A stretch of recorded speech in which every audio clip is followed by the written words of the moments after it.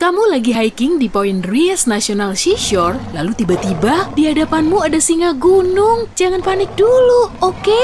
Tunjukin kalau kamu nggak terintimidasi dengan cara berteriak sekerasnya sambil melambaikan tangan. Kalau trikmu nggak mempan, lempar batu, ranting, atau benda lain yang bisa kamu gapai. Arahkan ke tanah di hadapan si singa, jangan lempar langsung ke badannya ya. Kalau ngamuk kan berabe. Kalau si kucing besar mulai mendekat, lindungi bagian tubuh terlemahmu. Ia akan mengincar leher dan mencengkram lenganmu. Nah, kamu perlu memiringkan kepala ke depan untuk menutupi lehermu. Ingat ya, jangan ayunkan tanganmu. Kemungkinan singa akan mundur dan kabur setelah tahu kalau kamu bukan target yang mudah. Oke, kamu lagi ada di Yellowstone. Tepat di hadapanmu, kamu melihat beruang grizzly lagi minum air sungai. Jarak amannya sejauh 60 meter. Si grizzly akhirnya melihatmu. Sambil berdiri dengan kedua kaki belakangnya, ia melihat ke arahmu. Tingginya hampir sama dengan pemain bola basket rata-rata. Dan bobotnya hampir 360 kg. Jelaslah, kamu bukan lawan selevelnya. Tetap diam di tempat aja deh, penglihatan grizzly sangat buruk, jadi kemungkinan ia nggak akan melihatmu. Tapi kok langkahnya semakin mendekatimu? Udah, jangan balikan badan maupun ngacir. Percaya deh, ia pasti akan mengejarmu. Usahakan agar kamu terlihat mengintimidasi. Lambaikan tangan dan agak lebarkan kakimu. Keluarkan suaramu, dengan begini ia akan tahu kalau kamu bukan mangsa yang lemah. Coba juga bikin suara berisik dari logam. Kalau kamu membawa makanan, jangan lempar ke beruang. Taruh aja di atas tanah, kemudian ambil langkah mundur secara perlahan. Kalau ia mengejarmu, kamu cuma bisa jatuh ke tanah dan pura-pura mati. Beruang bukan pemakan bangkai. Jadi, kalau kamu kelihatan gak hidup, ia cuma akan mengendusmu, kemudian pergi. Kamu sudah menyelami Laut Florida. Awas, lindungi dirimu dari hiu putih besar. Hiu sangat tertarik dengan benda mengkilap, jadi jangan pakai perhiasan bling-bling saat kamu berenang ya. Hindari juga berenang di malam hari, karena saat inilah hiu sedang berburu makanan. Gejolak air juga bisa membuat sang predator mendekatimu. Nah, kalau hiu mulai mendekatimu, ingat baik-baik satu aturan ini. Usahakan hadapi saja, tetap tenang sambil berenang ke pantai. Kalau hiu mengincarmu sebagai mangsa, coba takuti dengan meninju hidung, mata, atau insangnya. Wadaw, udah di Afrika aja nih. Kamu lagi ngumpet di balik lebatnya rumput sabana. Wah, ada singa. Gawat, ia melihatmu. Tatap terus matanya dan jangan berbalik badan maupun lari. Predator sepanjang 2,43 meter dan seberat 3 orang dewasa ini terus mendekatimu sengebut laju mobil di jalan tol. Tapi kemudian ia berhenti dan terus menatapmu. Singa sering berpura-pura menyerang hanya untuk menakuti lawannya. Nah, coba buat tubuhmu agar terlihat lebih mengintimidasi. Rentangkan tanganmu sambil berteriak lantang, si singa bisa aja pura-pura nyerang lagi. Dan kalau kamu cuma diam, ia akan tahu kalau lawannya kuat, kemudian berbalik badan. Singa betina jauh lebih berbahaya daripada yang jantan. Saat sedang mengasuh anak, gualaknya minta ampun, dan kamu nggak akan bisa kabur. Jeep safarimu membawamu ke tempat lain. Kawanan gajah sedang asik minum air, tingginya bisa sampai 3 meter dan beratnya 2 kali mobil SUV. Hewan jumbo ini juga bisa menggulingkan mobil cuma dengan gading kuatnya. Salah satu gajah itu terus saja mengamatimu sambil mengibaskan telinga besarnya. Tipuan! Si gajah lagi nyoba biar kelihatan lebih mengintimidasi. Sebetulnya ia takut dan gak akan ngejar kamu. Coba deh, tunjukkan kalau kamu bukan ancaman. Jangan berisik dan melambaikan tangan. Mundur perlahan sampai kamu menjauhi wilayahnya. Kalau ia berlari ke arahmu sambil mengangkat telinga, berarti emang si gajah mau menyerang kamu beneran. Jangan panjat pohon, karena ia bisa menubruk pohon itu sampai kamu jatuh. Malahan bisa juga memiringkannya dengan belalai. Kamu perlu lari dengan arah zigzag. Gajah bertubuh bongsor, jadi ia akan kesulitan berganti arah secara cepat. Perlahan tapi pasti, kamu akan bisa menghindar. Tapi ingat ya, gajah bisa lari secepat 40 km per jam. Jadi kamu akan sulit lolos. Oke lah, pindah ke Sungai Nil. Sungai ini dihuni oleh buaya terbanyak di dunia. Kalau kamu berkemah di dekatnya, dirikan tendamu setidaknya 48 meter dari tepi sungai. Dengan begini, buaya nggak akan asal nyelonong ke tendamu saat malam hari. Tatap buaya lekat-lekat, ia bisa saja memanfaatkan momen ini untuk menyerangmu. Kecepatan tertingginya cuma 16 km per jam, tapi kalau di dalam air, ia bisa menyerang pada kecepatan 12 meter per detik. Jadi, mending selamatkan dirimu dengan menjauhi air sungai. Atau serang buaya pada titik terlemahnya, mata, ujung hidung, dan selaput di tenggorokan. Selaput ini menghalangi air masuk tenggorokan buaya. Saat menghindar dari buaya, hati-hati ya, jangan sampai berpapasan dengan salah satu hewan yang paling berbahaya ini, kuda Nil. Ukurannya bisa sebesar mobil kelas bisnis dan bobotnya bisa seberat 1 gajah besar. Kecepatan larinya juga sengebut kuda. Dijamin deh kamu pasti kalah. Pokoknya jangan menakutinya. Kalau jarakmu jauh, tarik perhatiannya dengan suara keras. Trik ini bisa membuatnya menjauh. Selain itu, gunakan momen ini untuk mundur. Nah, kalau kuda Nil menguap, tandanya kamu sudah mengusik zona nyamannya. Mulutnya bisa terbuka sampai 180 derajat, gigitannya juga sekuat buaya. Jadi, kamu nggak bisa melawannya ataupun kabur. Sebaiknya manjat pohon aja atau lereng, kuda Nil akan kesulitan memanjat ke tempat yang tinggi. Dan kalau berhasil kabur, kamu termasuk salah satu dari segelintir orang yang selamat setelah berhadapan dengan kuda Nil. Di sabana juga ada banteng loh, tingginya bisa seukuran orang dewasa dan bobotnya seberat 1 ton. Beda dari singa dan gajah, banteng nggak suka basa-basi dalam menyerang. Kalau hewan ini berlari ke arahmu, sudah pasti ia sedang mengincarmu. Tanduk dan kepala kuatnya bisa membengkokkan lempeng logam. Banteng juga bisa menyulap mobil baru menjadi lembaran logam. Kamu nggak akan bisa mengalahkannya. Jadi kamu cuma perlu mencari pohon terdekat lalu berlari ke arahnya sebelum banteng itu menyerang. Saat kamu berpapasan dengan ular, diam di tempat aja. Ada banyak spesies ular dan kamu belum tentu tahu. Bisa aja ularnya berbisa atau malah bukan berbisa. Jadi sebisa mungkin hindari gigitannya. Mundur pelan-pelan aja dan kalau ular itu mengikutimu, hentikan langkahmu lalu hentakan kakimu. Getaran kuat di atas tanah akan membuatnya takut. Kalau ular menggigitmu, coba ingat-ingat ciri tubuhnya. Lebih mantap lagi kalau kamu juga memfotonya. Untuk menetralkan bisanya, kamu perlu diberi penawar bisa ular tersebut. Asik, kamu lagi dalam perjalanan ke Asia bagian timur laut nih. Saat melewati hutan lebat, kamu melihat tanah lapang. Sejumlah babi hutan terlihat sedang makan. Ada juga babi betina yang super protektif dengan anak-anaknya dan gerakannya sangat agresif. Waduh, ia melihatmu. Pertahankan dirimu ya. Kalau babi hutan mengeluarkan lengkingan keras, berarti ia bersiap untuk menyerangmu. Kamu perlu tetap tenang dan diam. Dengan begini, kemungkinan besar babi itu akan pergi. Tapi ia malah berlari ke arahmu. Nah, kamu punya beberapa opsi tindakan. A. Kamu bisa kabur. B. Menghadapinya langsung. Dan C. Manjat ke pohon terdekat. Opsi pertama, salah. Kecepatan lari babi hutan hampir sengebut Usain Bolt. Sambil mengejarmu, gading tajamnya juga siap siaga. Opsi kedua, diam di tempat. Juga salah. Tubuh babi hutan seberat sepeda motor dan sepanjang orang dewasa. Kamu akan tumbang saat diseruduk dengan kecepatan 40 km per jam. Jadi pilihan yang tepat yaitu manjat ke pohon terdekat. Kalau nggak ada pohon, kamu bisa manjat mobil atau batu tinggi. Posisimu harus lebih tinggi dari babi. Setelah tahu kalau kamu nggak bisa dijangkau, ia akan pergi begitu saja. Intinya sih jangan dekat-dekat, ngasih makan, atau memprovokasi babi hutan. Ular hitam yang tampak menakutkan ini tidak akan menyakitimu. Dia tidak memiliki taring. Kamu mungkin salah mengira bahwa makhluk hitam ini tidak lain adalah mamba hitam. Tetapi sebenarnya ini hanyalah ular tikus yang tidak berbahaya. Ada satu tanda utama yang dapat membantumu mengetahui apakah seekor ular benar-benar berbahaya. Spesies yang tidak bertaring tidak memiliki sistem penghantar bisa. Oleh karena itu, gigitan mereka tidak akan terlalu membahayakanmu. Tetapi jika kamu melihat ular bertaring, kamu berada dalam bahaya. Jika kamu menemukan ular, yang terbaik adalah meninggalkan area tersebut dan mencari bantuan dari ahli satwa liar untuk mengidentifikasi reptil itu. Berikut adalah beberapa tips untuk membantumu membedakan kedua jenis ular ini. Amati perilaku, kebiasaan bersarang, dan habitatnya.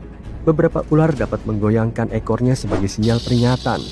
Selain itu, ular berbisa biasanya memiliki kepala berbentuk segitiga dibandingkan dengan ular yang tidak berbisa yang memiliki kepala bulat.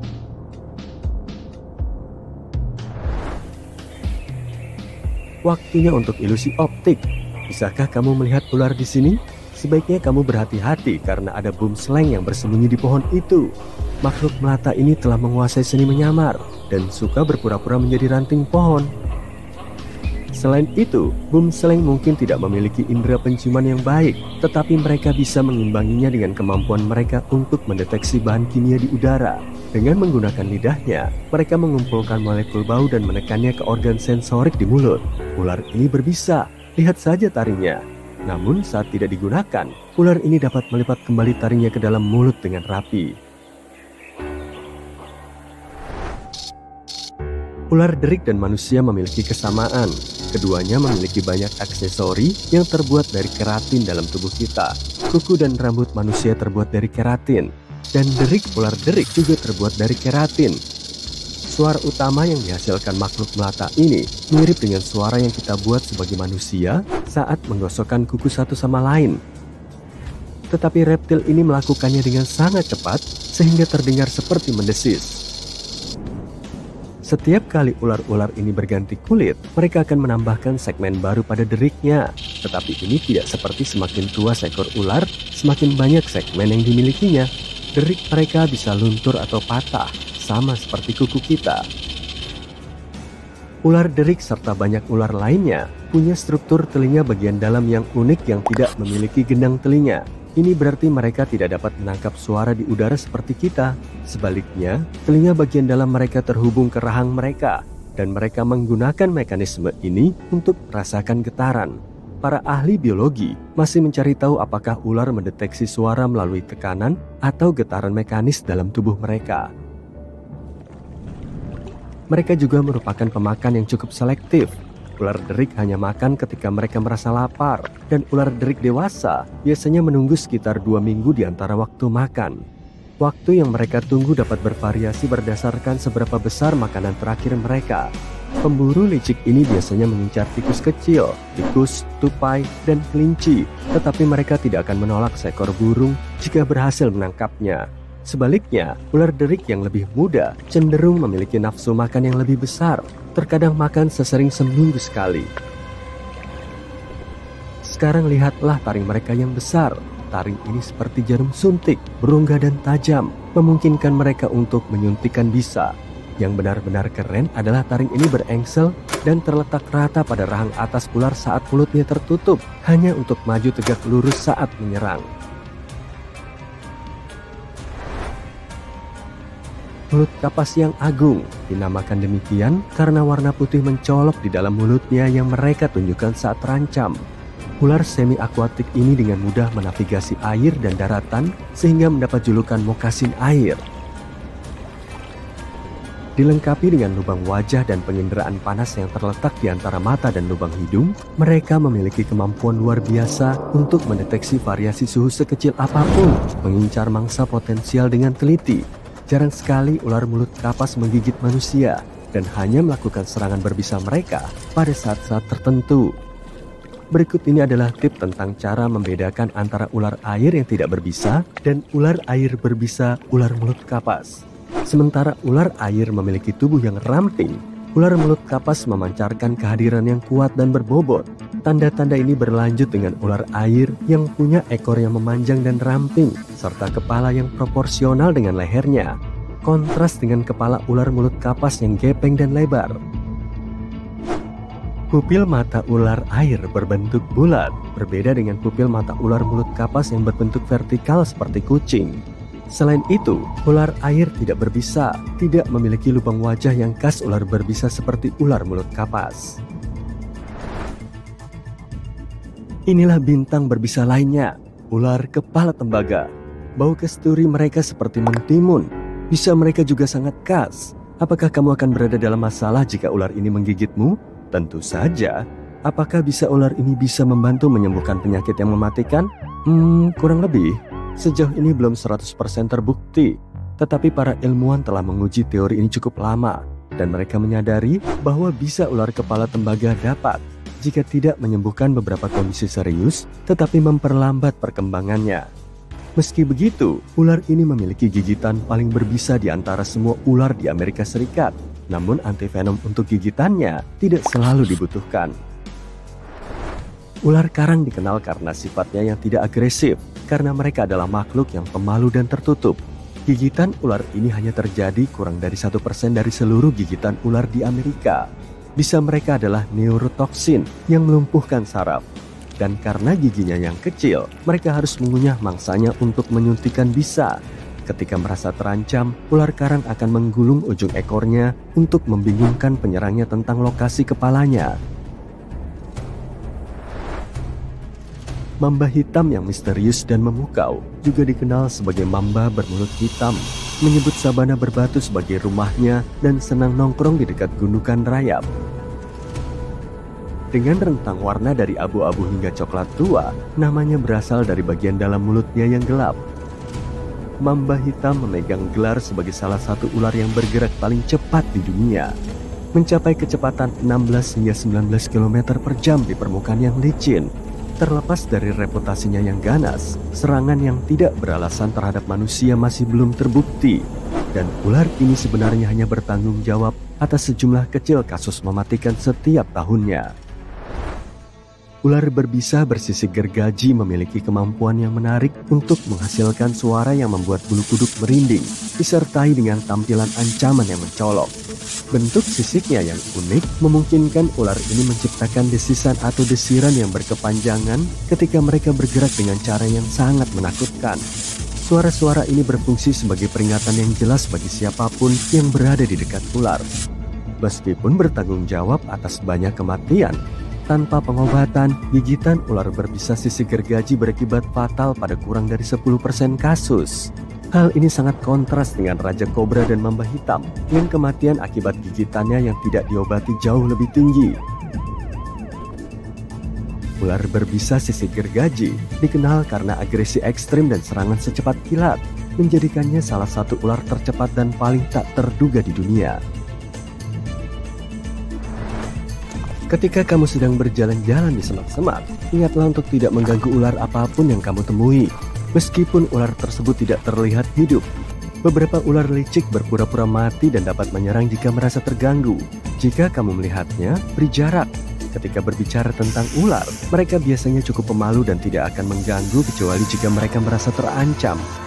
Mencoba menangkap atau melukai ular adalah hal yang sangat dilarang, karena saat itulah sebagian besar gigitan ular terjadi. Dan jangan tertipu oleh ukurannya, bahkan ular kecil pun dapat menggigit. Sebagai contoh, bayi ular coklat terlahir dengan bisa. Jadi sebaiknya kamu mengagumi mereka dari jarak yang aman. Setiap tahun, lebih dari 7.000 orang Amerika menjadi korban gigitan ular. Seringkali karena upaya yang salah dalam menangani atau melawan ular. Sangatlah penting untuk menghindari tindakan seperti itu dan segera mencari bantuan medis jika digigit. Memahami cara membedakan ular berbisa dan tidak berbisa adalah kunci untuk menilai potensi risikonya. Hubungi seorang profesional jika kamu tidak yakin dengan identitas ular. Dan jangan pernah memegang ular, meskipun ular tersebut terlihat tidak berbahaya. Ceritanya, kamu dan temanmu Ani lagi menjelajahi pedalaman Australia dengan naik mobil. Cuaca hari ini sangat cerah, dan di depan kalian terlihat kawanan kanguru imut lagi berlarian. Tanpa pikir panjang, kamu langsung menghentikan mobil dan ngerekam momen langka ini. Kamu juga bikin streaming di akun medsosmu supaya teman-teman dan semua followermu ikut kagum. Tapi tiba-tiba, seekor kanguru melompat ke arah kalian dan bersiap menyerang. Oke, kita pause videonya dulu ya, biar kalian gak terluka. Kanguru punya kaki super kuat dan bisa melompat sampai 9 meter. Dengan kakinya ini, mereka bisa melesat sampai 48 km per jam. Dan lompatannya bahkan lebih ngebut dari kecepatan lari manusia biasa. Jadi, kamu akan sulit kabur kalau udah berhadapan dengan kanguru ngamuk. Mereka akan bisa ngejar dan nyepak tubuhmu sebelum larimu makin ngebut. Ekor kanguru juga kuat dan terkadang berfungsi sebagai kaki kelima saat mereka lagi merumput. Kanguru memang biasanya merumput seperti sapi, tapi hewan ini juga makan semak, lumut, dan juga jamur. Ekornya berperan penting dalam menjaga keseimbangan. Bahkan mereka bisa berdiri tegak hingga tingginya hampir 2 meter dan panjang ekornya sendiri hampir mencapai 1 meter. Oke, balik lagi ke skenario kalian nih. Kanguru itu cuma berjarak beberapa meter dari kalian. Terlebih dulu, kalian perlu melindungi tubuh kalian sambil bergerak menyamping. Luruskan tangan kalian dan jauhkan kepala dari jangkauan si kanguru. Cakar di kakinya sangat tajam, jadi jangan sampai kakinya bisa noel kalian ya, terutama di area kepala. Kanguru bisa nyepak lawannya dengan kedua kaki, dan saat dalam mode menyerang, tubuhnya ditopang oleh ekor. Lalu kedua kakinya lurus ke depan untuk nyepak si lawan, dan lawannya saat ini cuma kamu dan Ani. Kaki kanguru terbilang besar loh, makanya hewan ini bisa membahayakan kita. Selagi videonya masih di pause, kamu dan Ani mulai ngambil ancang-ancang, dan siap mengantisipasi serangan kanguru. Action! Kanguru itu berhadapan langsung dengan kalian seperti petinju di atas ring. Hewan ini terus mendekat, dan posisi kalian sudah sangat tepat untuk meminimalisir luka. Meski kalian bisa membela diri, sebaiknya jangan ngelawan kanguru yang siap nyerang ya.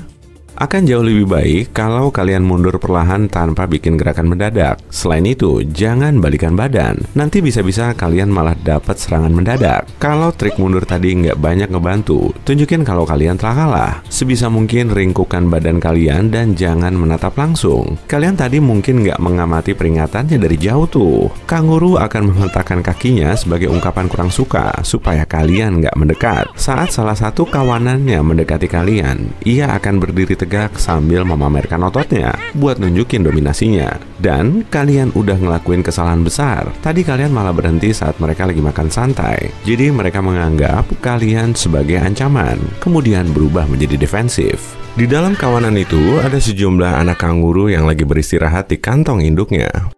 Kanguru betina punya kantong di bagian perut berupa lipatan kulit untuk naruh bayi mereka. Saat lahir, bayi kanguru cuma seukuran anggur, tapi setelah tumbuh, badannya akan melar. Dan setelah 10 bulan, anak kanguru sudah keluar dari kantong untuk hidup sendiri sebagai kanguru dewasa. Leganya. Akhirnya kalian selamat. Tapi gimana ceritanya ya kalau kangurunya sampai setinggi 12 meter? Haha, jangan sampai lah ya, itu terlalu gede. Tapi kondisinya akan sangat sulit kalau kalian berhadapan dengan beruang grizzly. Penampilan hewan ini memang super imut saat lagi metik beri atau garuk-garuk punggung di kulit pohon. Tapi ternyata beruang grizzly lebih nyeremin dari kanguru. Saat ini, kamu dan Ani lagi asyik piknik. Lalu tiba-tiba, seekor beruang grizzly mendekati kalian setelah nyium bau makanan lezat. Santuy aja, kita bisa pause lagi videonya kok, biar kalian bisa ngambil tindakan. Nah, biar selamat dari serangan grizzly, sebaiknya menjauh aja. Beruang ini termasuk hewan pengembara yang suka nyari makanan. Indera penciumannya sangat bagus. Jadi, hidungnya telah menuntun beruang ini ke tempat piknik kalian.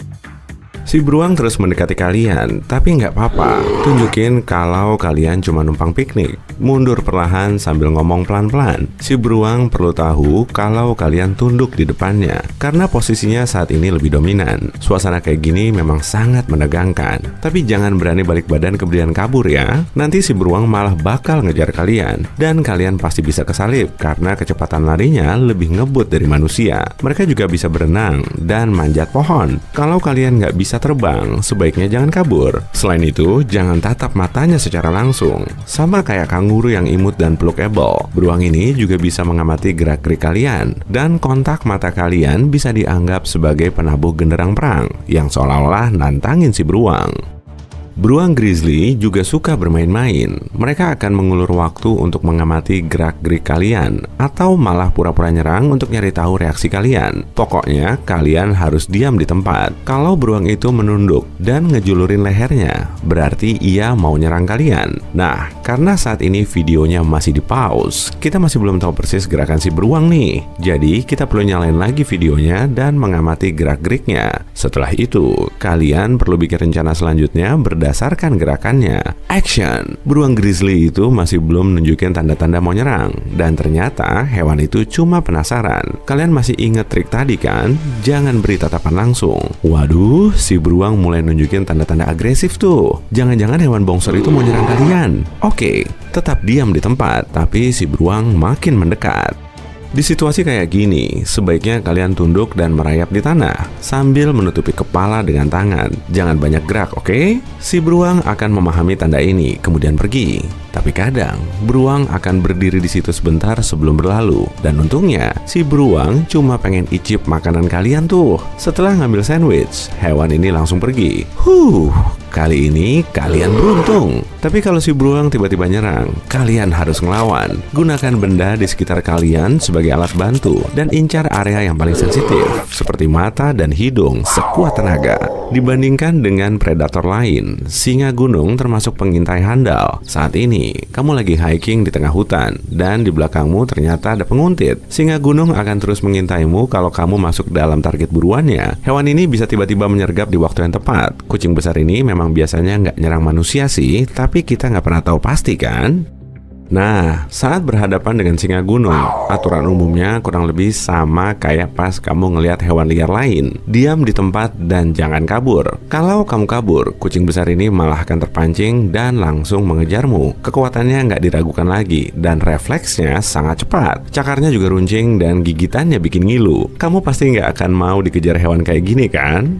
Nah, kamu perlu diam di tempat dan tunjukin kalau tubuhmu lebih besar dari sisinya. Angkat tangan dan busungkan dada. Jangan lupa juga tatap matanya biar kamu kelihatan lebih dominan. Saat berhadapan dengan kucing besar ini, kamu nggak perlu tunduk dan terlihat lebih lemah. Jadi triknya nggak sama seperti saat kamu berhadapan dengan grizzly dan kanguru. Di sini, kamu perlu nunjukin kalau kamu lebih kuat. Jangan meringkuk atau ngeluarin banyak keringat, karena gerak-gerikmu selalu diamati. Langkahmu selanjutnya sangat bergantung pada si singa.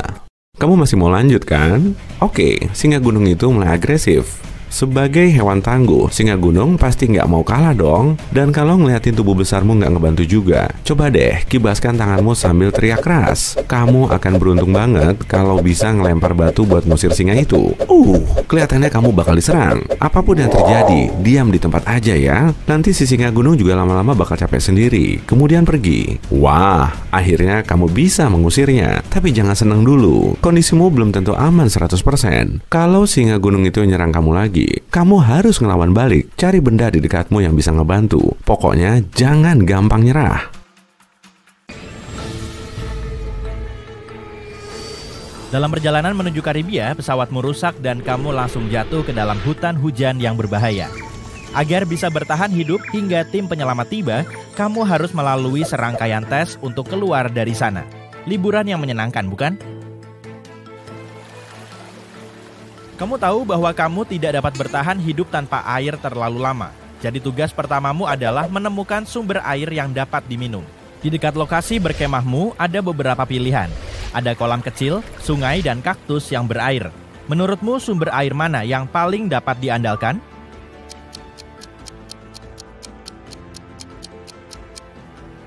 Sebagian besar kaktus cukup beracun, dan bukannya memuaskan dahagamu, kaktus bisa membuatmu sakit perut. Kolam bukanlah pilihan yang baik. Ada berbagai macam bakteri yang berkerumun di dalamnya, jadi bukan pilihan yang baik. Sungai adalah sumber air yang paling aman dan paling segar. Sudah 2 jam sejak pesawatmu jatuh. Para penyintas tahu bahwa langkahmu selanjutnya adalah mencari tempat berlindung untuk bermalam. Kamu melihat sekeliling dan memetakan 3 opsi berbeda. Kamu melihat sebuah pohon yang tinggi dengan dahan yang bisa kamu gunakan untuk beristirahat. Ada sebuah gua yang cukup gelap dan lembab yang terlihat agak menakutkan. Ada tempat terbuka di hutan, di mana kamu bisa membuat tempat tidur dengan daun-daun yang berguguran. Mana yang akan kamu pilih?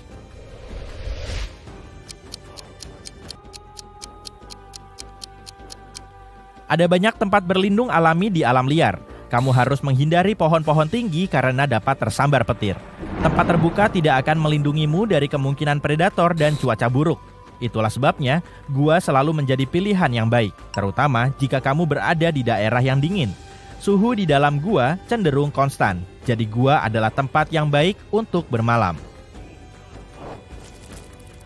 Lebih dari 10 jam telah berlalu dan perutmu mulai keroncongan. Kamu berjalan-jalan untuk mencari makanan dan menemukan tanaman yang menurutmu mungkin bisa dimakan. Kamu hanya perlu memahami cara terbaik untuk menentukan apakah tanaman tersebut aman untuk dimakan atau tidak. Apa yang harus kamu lakukan? Kamu bisa mencium bau tanaman dan mengevaluasi warnanya. Kamu bisa menggosokkan tanaman tersebut pada kulitmu dan menunggu reaksinya. Atau kamu bisa menggigit sedikit tanaman itu dan menunggu efek anehnya. Apa pendapatmu dalam skenario ini?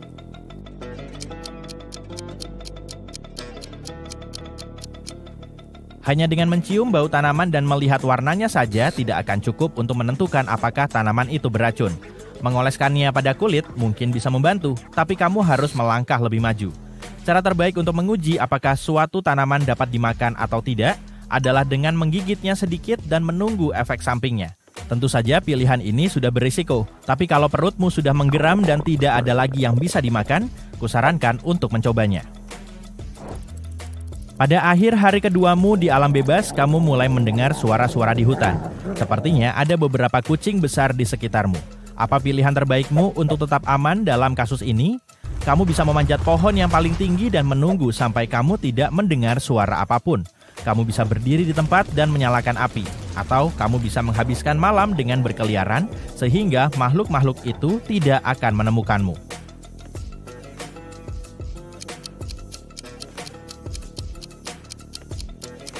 Jika kamu memutuskan untuk berkeliaran di malam hari, mungkin itu bisa jadi pilihan.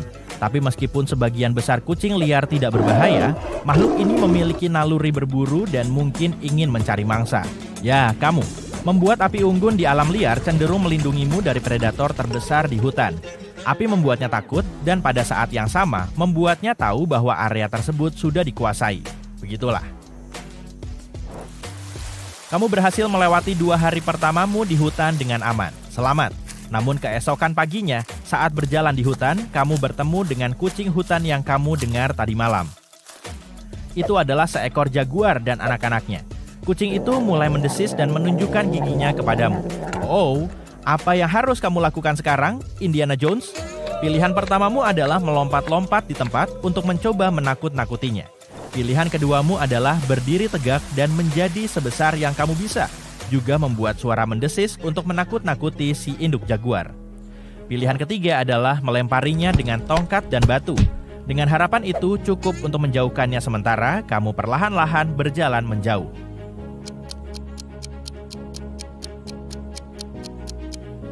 Melompat-lompat bisa membuat induk jaguar menjadi lebih gelisah dan langsung menyerangmu. Ingat, induk yang ditemani oleh anak-anaknya cenderung lebih protektif dan reaktif. Melempar tongkat dan batu mungkin memiliki efek yang sama dengan melompat-lompat, jadi jangan coba-coba. Pilihan terbaikmu adalah berdiri tegak dan menjadi sebesar mungkin. Sama seperti Chris McCandless dalam Into the Wild, kamu datang ke sebuah sungai yang harus diseberangi. Kamu perlu menilai cara paling aman untuk menyeberanginya.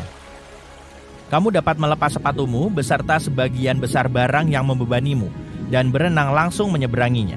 Kamu bisa membuat rakit darurat dari bahan-bahan yang ada di sekitarmu seperti batang pohon. Kamu bisa melemparkan tongkat untuk mengevaluasi kecepatan dan kekuatan arus dan mencoba mencari bagian yang sempit untuk menyeberang. Inilah yang tidak boleh kamu lakukan. Berenang menyeberangi sungai yang mengalir deras dalam garis lurus. Kamu juga tidak boleh mencoba menyeberanginya tanpa alas kaki, karena akan mengurangi daya cengkeram.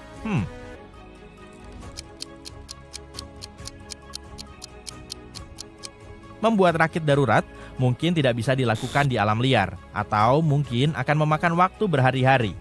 Melemparkan tongkat untuk memeriksa arus adalah trik ahli. Ini akan membantumu untuk mengevaluasi apakah sungai itu aman untuk diseberangi atau tidak. Area yang sempit dan dangkal adalah pilihan yang tepat jika memang tersedia. Sewaktu mendaki gunung tanpa sengaja tanganmu terluka karena batu yang tajam. Tidak ada waktu untuk panik di sini. Kamu harus bertindak cepat. Apa yang harus kamu lakukan? Kamu harus segera menemukan sumber pendarahan dan memberikan tekanan langsung padanya. Kamu harus mencari sumber air bersih, membilasnya, lalu menutupinya dengan perban. Atau, kamu harus mencoba mencari sesuatu untuk menutupi luka, seperti dedaunan atau semacamnya.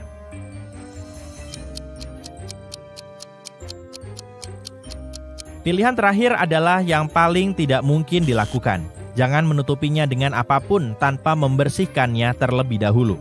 Kamu mungkin tidak akan punya waktu untuk menemukan sumber air saat kamu mengeluarkan banyak darah, yang hanya menyisakan satu pilihan lagi. Kamu harus menemukan sumber pendarahan dan menekan area itu. Kamu menemukan bangkai hewan di padang gurun. Tampaknya masih segar, tapi kamu tidak yakin dengan asal-usulnya. Apa yang harus kamu pertimbangkan sebelum memutuskan untuk memakan bagian manapun darinya? Kamu harus melihat warna bulunya dan harus tidak ada bau menyengat. Kamu harus memperhatikan ada tidaknya burung pemakan bangkai di dekatnya. Kamu harus menunggu sampai kamu melihat hewan liar lain memakannya. Jika ada burung pemakan bangkai yang berkeliaran seperti burung nasar, ini berarti bangkai tersebut mungkin tidak aman untuk dikonsumsi. Burung-burung ini memiliki indera penciuman yang sangat tajam dan tertarik pada daging yang membusuk. Namun, jika burung-burung itu menghindari hewan tersebut, maka ini bisa menjadi indikasi bahwa hewan tersebut sakit atau terkena racun. Dengan kata lain, pilihan pertamamu adalah pilihan terbaik. Sudah 3 hari berlalu dan kamu memutuskan untuk meminta bantuan. Kenapa baru sekarang? Kamu punya beberapa pilihan di sini. Kamu bisa berteriak dalam interval waktu yang teratur. Kamu bisa meniup peluit survival 3 kali. Kamu bisa menunggu sampai malam hari lagi dan memadamkan api sehingga kamu bisa mengirim sinyal dengan asap. Apa pilihan terbaikmu di sini?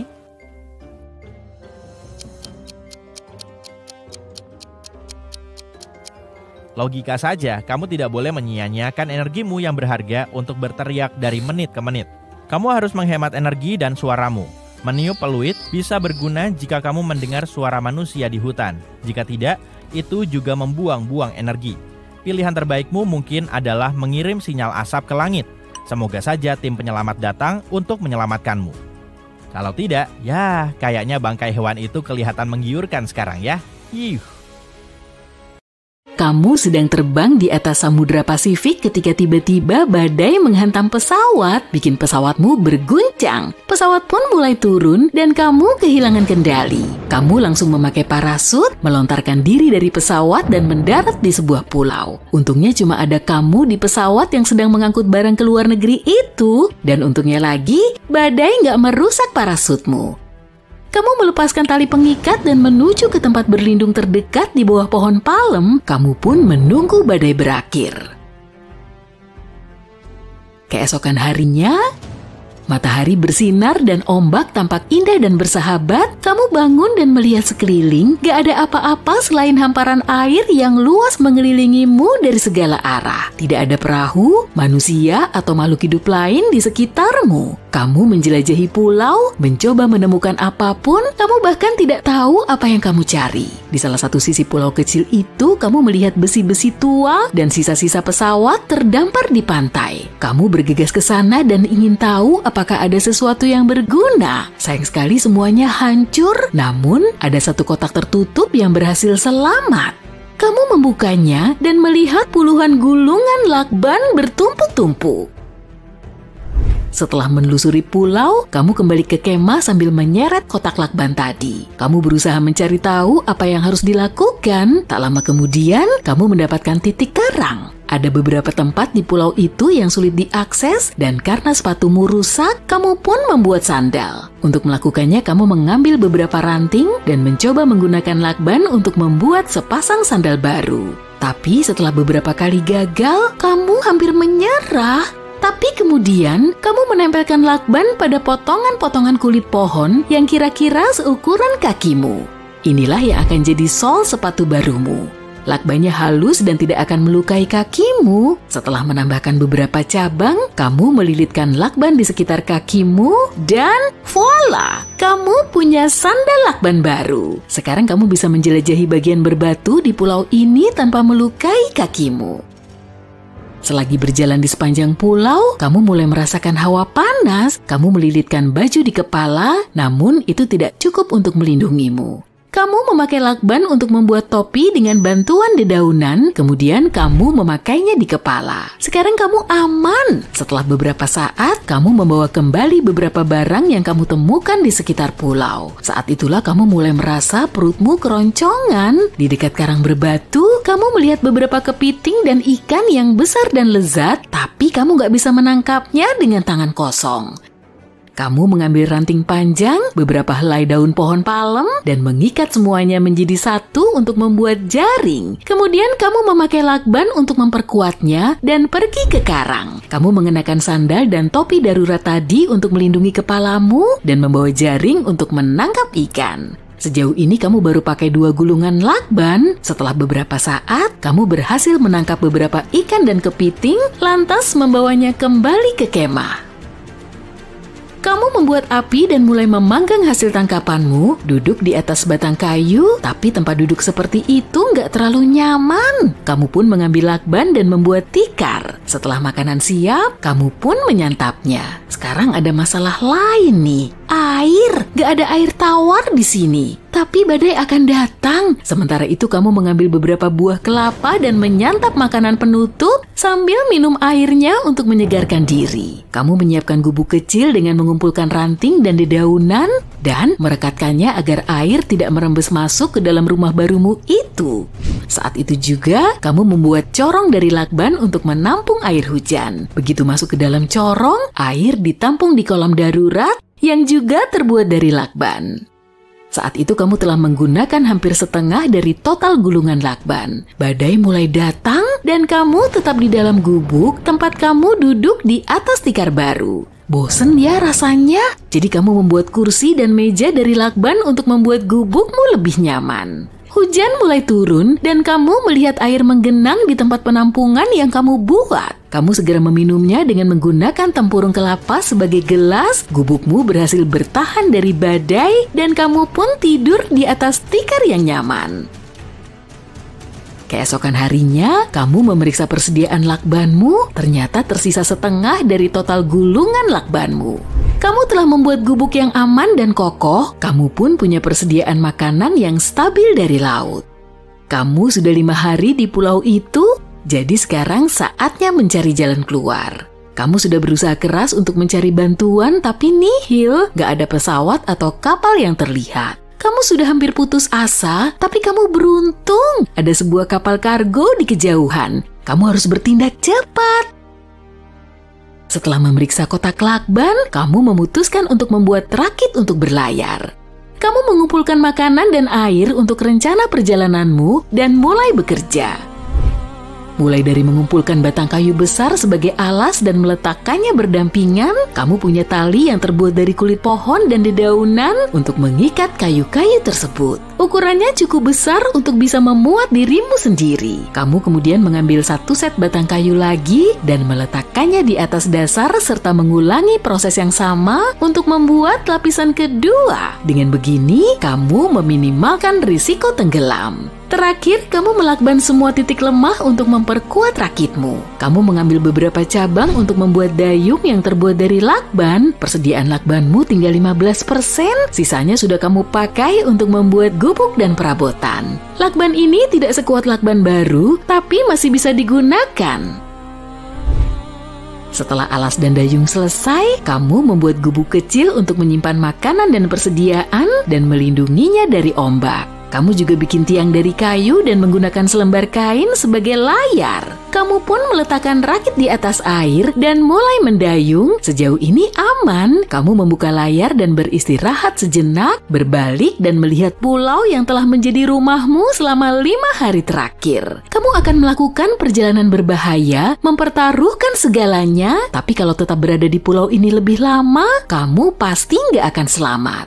Sudah 1 jam berlalu dan pulau itu hampir tidak terlihat, tapi kapal semakin dekat. Kamu masih punya 1 gulungan lakban lagi untuk digunakan dalam situasi darurat. Perairan tenang dan kamu melihat lumba-lumba berenang di sekitar. Kamu makan ikan dan minum air sebelum sadar kalau ombak semakin besar. Kamu menyiapkan layar dan merunduk untuk berlindung.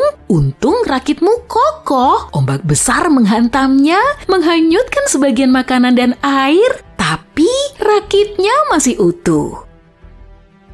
Seiring berjalannya waktu, matahari mulai terbenam dan masih belum ada tanda-tanda kehidupan. Kamu menggunakan sisa lakban untuk memperbaiki rakit. Meski kehilangan sebagian makanan selama badai, kamu punya jaring untuk menangkap lebih banyak ikan. Kamu menyalakan api kecil di batok kelapa, memasak ikan dan mulai makan. Kamu berbalik dan melihat sebuah kapal datang ke arahmu. Kamu segera mengambil ranting, menyalakannya dan mulai melambai-lambaikannya supaya kapal itu melihatmu. Sepertinya kapal itu nggak melihatmu, tapi untunglah seseorang di atas kapal menyadari keberadaanmu. Mereka menurunkan perahu darurat untuk menjemput dan menyelamatkanmu. Bisa dibilang, lakban benar-benar menyelamatkan hidupmu. Sudah siap? Kamu nggak bisa pergi meninggalkan bak mandi selama sebulan penuh, dan kamu bakal dikasih makanan dan minuman yang diantar oleh temanmu secara bergantian. Kamu bisa menyesuaikan suhu air kapanpun kamu mau, sehingga airnya nggak terlalu dingin. Kamu pun makin bersemangat dan yakin bakal dapat banyak uang, kira-kira beberapa juta rupiah, kalau kamu bisa bertahan sebulan penuh. Tantangan ini kamu bikin sama teman-temanmu beberapa waktu lalu dari desa nelayan sederhana tempat kamu meluangkan waktu bersama teman-temanmu di sebuah kedai. Kamu nggak nyangka percakapan simpel kalian bakal berujung ke sini. Awalnya, kalian membahas evolusi manusia, dan obrolan tadi fokus pada kemungkinan manusia bisa berevolusi menjadi mamalia air, alias menjadi manusia duyung. Semua faktanya ada dalam evolusi, ucapmu pada teman-temanmu. Mereka kurang yakin meski kamu udah ngasih contoh kayak jari-jari kita yang mengkerut pas terlalu lama di dalam air. Itu adalah sifat evolusi yang manusia dapatkan untuk memastikan genggaman kita cukup kuat saat menangkap ikan menggunakan tangan di dalam air. Tentu saja teman-temanmu nggak paham kalau ini ada hubungannya dengan kemungkinan evolusi menjadi manusia duyung. Kamu ngerasa wajib ngebuktiin kalau mereka semua salah. Sementara teman-temanmu melanjutkan obrolan dan berpaling dari evolusi akuatik, kamu berpikir keras, gimana caranya ngebuktiin kalau mereka salah? Lalu ide ini datang. Kamu berdiri dengan jari menunjuk ke atas dan bilang, aku yakin bisa tinggal di bak mandi selama sebulan penuh. Dan disinilah kamu sekarang, mengikuti tantangan yang awalnya kamu ragukan. Tahu tentang evolusi manusia tertentu menghidupkan kembali kepercayaan dan pemahaman dalam dirimu bahwa ada sejumlah contoh dalam sejarah manusia yang menunjukkan bahwa manusia telah beradaptasi secara alami untuk hidup dengan kehidupan berbasis laut. Jadi, kamu yakin akan memenangkan tantangan ini? Misalnya, orang laut di Asia Tenggara sudah menangkap ikan selama 1000 tahun dengan cara unik mereka sendiri. Menyelam jauh ke dalam air untuk menangkap ikan hanya dengan dipersenjatai tombak. Tubuh pengembara laut ini telah beradaptasi tumbuh lebih besar selama berabad-abad. Ini memungkinkan lebih banyak sel oksigen dipompa lewat organ vital dan lebih banyak oksigen disimpan untuk penyelaman di laut dalam. Pemahaman ini membuatmu yakin di hari pertama tantangan. Selama beberapa jam pertama, kamu tampak baik-baik saja. Bahkan, kamu merasa tantangan ini mudah dan sempat bercanda sepanjang hari. Menyombong diri dengan bilang ini adalah tantangan termudah yang pasti kamu menangkan. Dan apa saja yang akan kamu beli kalau menang nanti. Kamu tidur nyenyak sepanjang malam pertama, tapi kamu nggak tahu bahwa kulitmu menyerap air di bak mandi saat tidur. Dengan tiap jam berlalu, lebih banyak air masuk ke kulitmu. Di antara dua lapisan kulit ini, gelembung air terbentuk, menciptakan gumpalan yang terlihat di lapisan luar kulitmu. Saat bangun keesokan harinya, kamu terkejut saat melihat perubahan kulitmu. Kamu melihat tanganmu. Semuanya putih, dengan kulit yang mengelupas, dan lenganmu tertutup gumpalan cairan. Kamu pun terkejut. Kamu mendengar seseorang masuk ke kamar mandi, dan kamu mencoba menenangkan diri. Kan ini baru hari pertama. Kamu cuma perlu menguatkan diri. Kamu harus menang tantangan ini. Bukan cuma demi uang, tapi juga demi memenangkan argumenmu. Temanmu memasuki kamar mandi dengan nampan makanan. Ekspresi wajah temanmu jadi pucat saat melihat benjolan di lenganmu. Karena khawatir, dia bertanya apa kamu baik-baik saja, dan anehnya, kamu merasa baik-baik saja. Dan menjawab kamu cuma sedikit gatal. Kamu pun penasaran kenapa tidak sakit sama sekali, padahal bentuk lenganmu begini. Tanpa berpikir, kamu mulai menggaruk gelembung besar di lenganmu. Kamu terus menggosok lenganmu untuk melihat reaksi kulitmu. Kini, kamu merasa bebas saat lenganmu terbuka, seolah kamu baru melepas beban yang gak perlu. Kamu ternyata punya lapisan sisik baru sebagai pengganti kulitmu. Temanmu bilang, tantangan ini harus disudahi karena perubahan mendadak pada penampilanmu. Sementara itu, kamu yakin dirimu baik-baik saja dan ingin terus lanjut. Kamu gak mau berhenti dan ingin sekali memenangkan tantangan ini. Saat temanmu setuju dan pergi, kamu meminta bak mandinya diganti jacuzzi. Setelah dapat jacuzzi, bukan cuma teman-temanmu yang berkunjung, tapi juga warga desa karena penasaran. Sulit untuk menjaga rahasia di desa kecil dan sederhana seperti ini. Seiring berjalannya waktu, lebih banyak sisik muncul menggantikan kulitmu, menutupi kaki, lengan, dan punggung bawahmu. Kulitmu masih terlihat di sebagian besar tubuhmu, tapi sisik ini menyebar dengan cepat, seperti ruam. Tak sampai lama, kamu bosan dengan jacuzzi dan teman-temanmu dengan senang hati memindahkanmu ke kolam renang desa di tepi laut. Kini, kamu ada di minggu terakhir tantangan, dan sekarang seluruh desa tahu tentangmu, si Putra Duyung. Kamu takjub saat melihat orang-orang mengunjungimu di kolam tanpa ada rasa takut atau penghakiman sama sekali. Mereka sangat gembira dan tertarik pada apa yang ada di depan mereka. Kolam renang ini besar, tapi tidak memiliki pemanas. Seorang remaja bertanya, "Apa kamu cukup hangat?" Tapi kamu tidak merasakan dingin sama sekali dan merasa cukup nyaman. Menu makanmu kini berubah drastis. Kamu lebih suka ikan-ikanan. Selaput mulai tumbuh di antara jari tangan dan kakimu, dan celah kecil di kedua sisi tulang rusukmu terbuka, membentuk insang yang memungkinkanmu bernapas di bawah air. Sambil terus berevolusi, kamu terus berusaha meyakinkan diri bahwa ini cuma sementara dan yang paling penting adalah memenangkan tantangan ini. Kamu teringat hampir sebulan lalu saat kamu dan teman-temanmu memulai tantangan ini. Kamu juga teringat uang yang bakal kamu dapat. Semuanya pasti sepadan. Selain itu, kamu selalu bisa berevolusi ulang menjadi normal kembali. Semua ini kan cuma sementara. Hari terakhir tantangan akhirnya tiba. Pesta besar digelar untuk merayakan kemenanganmu. Seluruh desa hadir di perayaan itu. Ada band dan jamuan besar untuk semua orang. Kamu menikmati waktu bersama warga desa, tentu sambil tetap berada di dalam kolam. Para remaja melemparkan ikan kepadamu dan kamu menangkapnya menggunakan mulut sambil diselingi tawa. Kamu melompat ke udara, menampilkan trik warga desa yang selalu bertepuk tangan melihat trik darimu. Saat pesta berlanjut, kamu perlahan memisahkan diri dari perayaan, melihat dari dalam kolam sendirian. Kamu merasa lelah akan perayaan dan perhatian ini. Kamu melihat warga desa tertawa dan berpesta. Kamu merasa berbeda dari yang lain karena berenang sendirian di desa yang sederhana ini.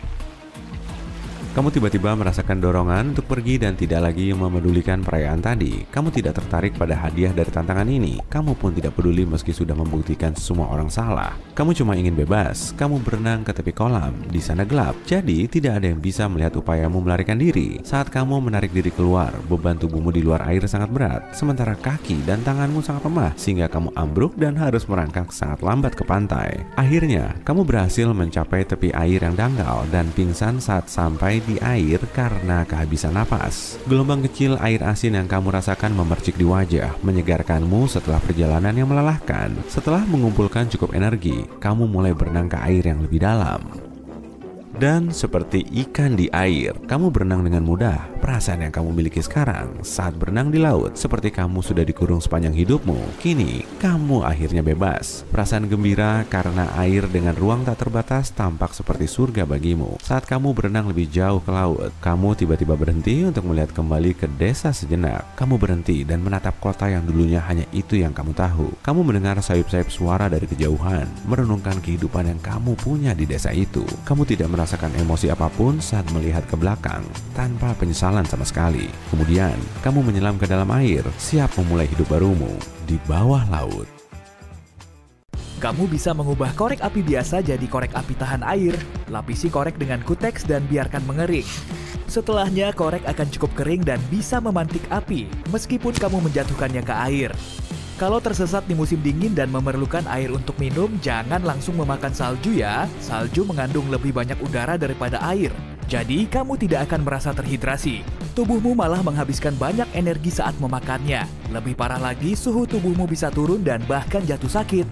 Kalau kamu mendapati dirimu berhadapan dengan coyote atau serigala, jangan memunggunginya. Mundur perlahan sambil menghadap hewan itu. Tapi ini hanya berhasil jika hewan itu sendirian. Kalau kamu bertemu sekawanan, yang paling penting adalah jangan sampai kamu dikepung oleh mereka. Berjalanlah mundur ke arah pohon dan rapatkan punggungmu ke pohon itu. Lalu pilih saat yang tepat untuk memanjat pohonnya dengan secepat mungkin.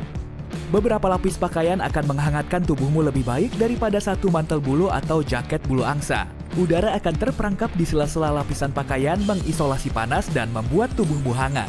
Kalau tersesat di hutan, selalu coba untuk tidak tidur di tanah. Kamu bisa berbaring di atas tumpukan dahan dan dedaunan sebagai alas tidur, atau pasang tempat tidur gantung di antara dua pohon.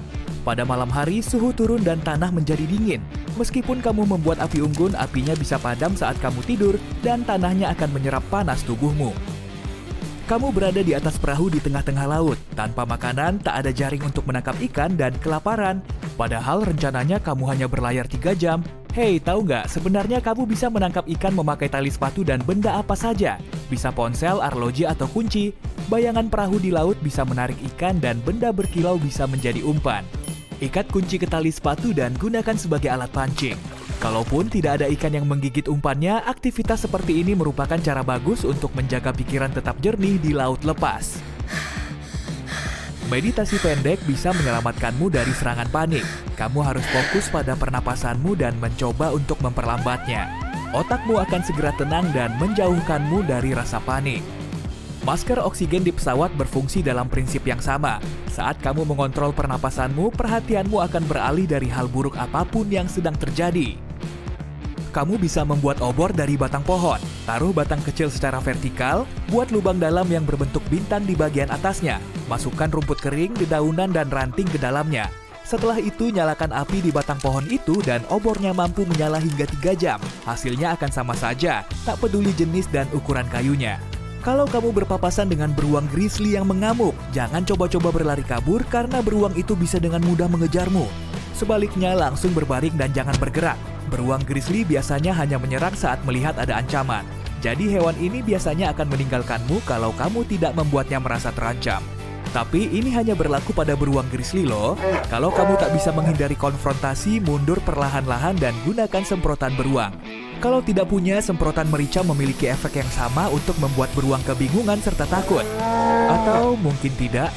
Jangan makan buah beri dan jamur di hutan kalau kamu tidak tahu pasti apa jenisnya. Bisa jadi beracun loh. Kalau tidak ada pilihan lain, makan saja bagian dalam kulit pohon maple, pohon betula, dan pinus untuk mengisi perutmu.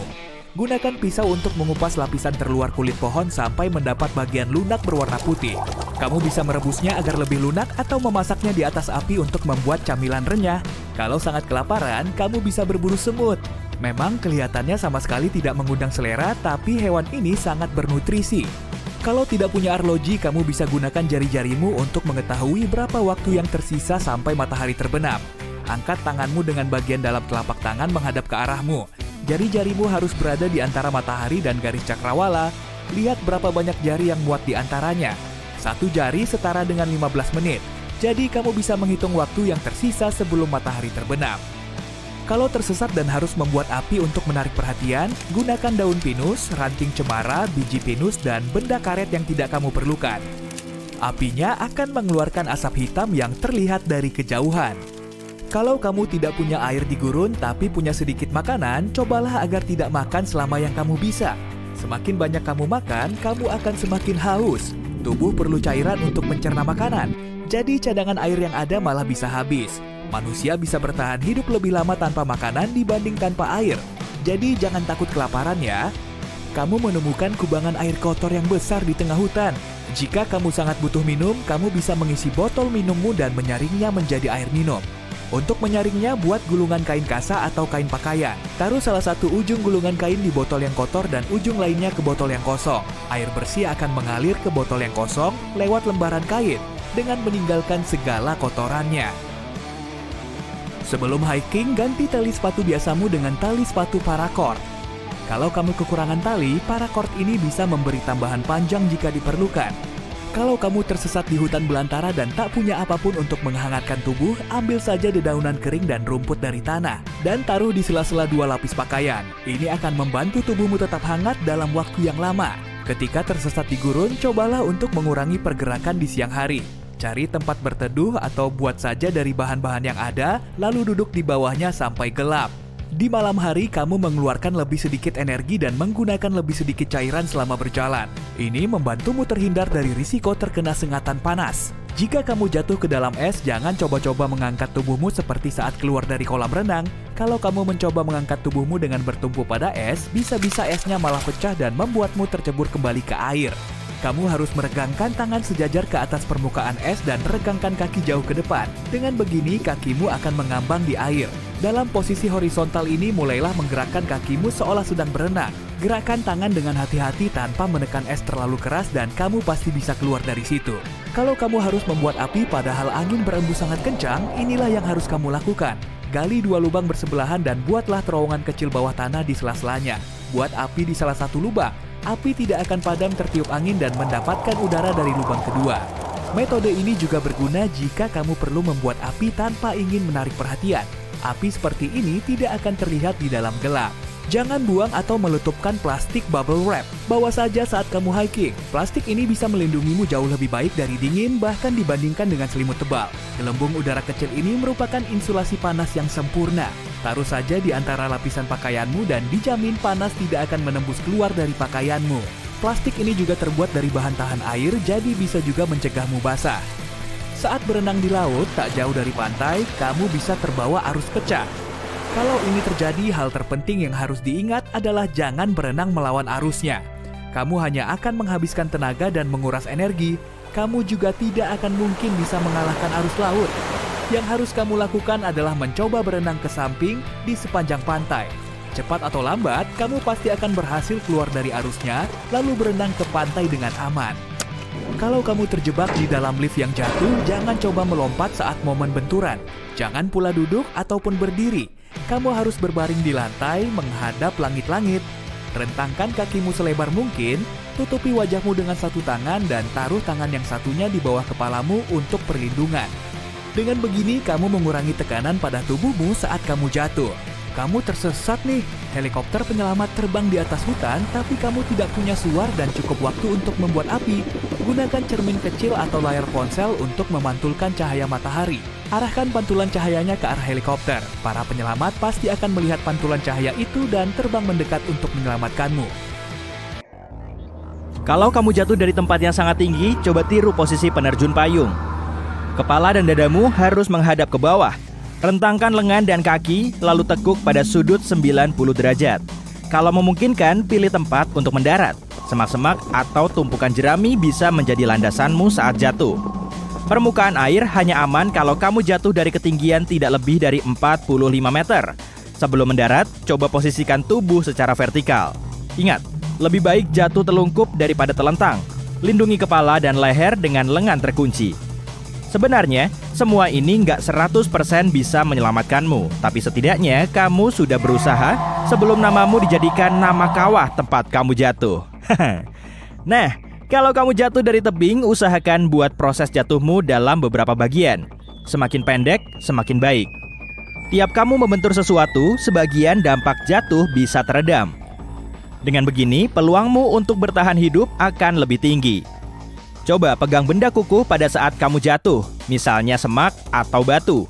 Itu akan memelankan laju jatuhmu. Kalau kamu melihat kayu atau papan, coba raih juga. Itu bisa membantu melunakkan jatuhmu saat mencapai tanah. Yang terpenting, jangan membuat tubuhmu kaku. Ini bisa membahayakan organ dalammu. Lindungi kepala dan coba mendarat kaki lebih dulu dengan lutut sedikit menekuk.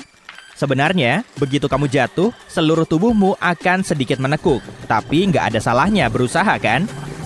Kalau seandainya sebuah gedung runtuh saat kamu ada di dalamnya, dan kamu tertimbun di bawah tumpukan reruntuhan dan puing, cobalah sebisa mungkin jangan panik.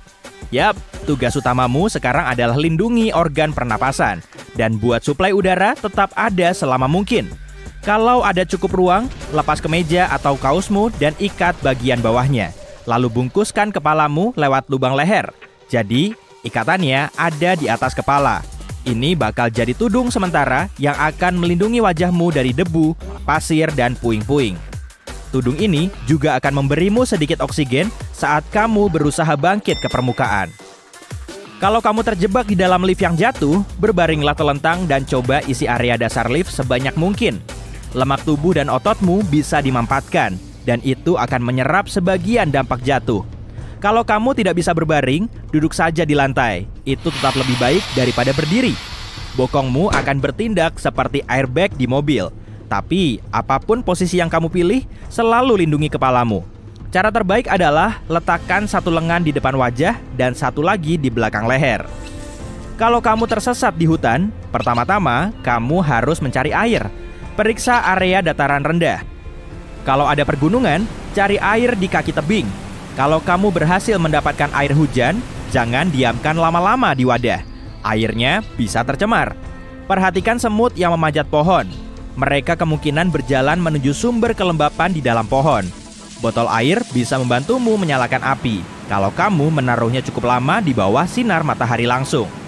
Botol akan bertindak sebagai lensa dengan memusatkan panas di satu titik. Gunakan api dan asap untuk memberi sinyal pertolongan. Tutup api dengan ranting besar atau wajan selama 3-4 detik. Ini akan mengumpulkan asapnya, lalu lepaskan kepulan asap itu. Kalau kamu jatuh di air es, coba kembali ke tepinya.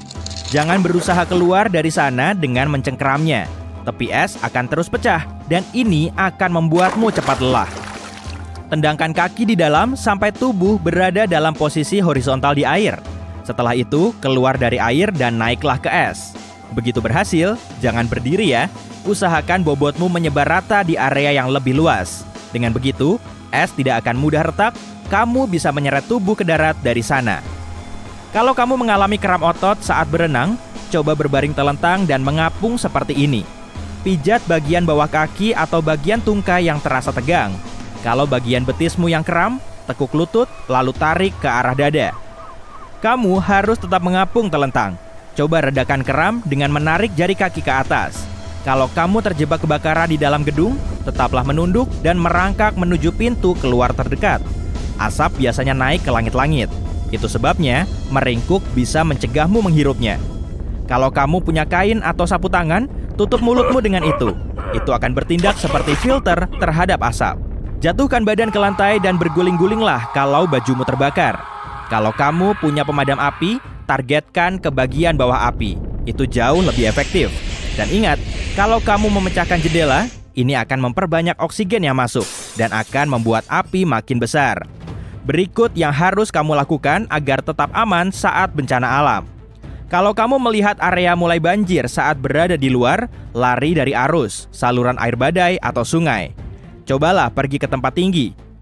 Kalau kamu terjebak di rumah, pindah ke atap jika menurutmu itu cukup aman. Kalau ada tornado bergerak ke arahmu dan kamu tidak sempat lari, cari parit atau tempat rendah. Berbaringlah dan lindungi kepalamu dengan tangan atau baju.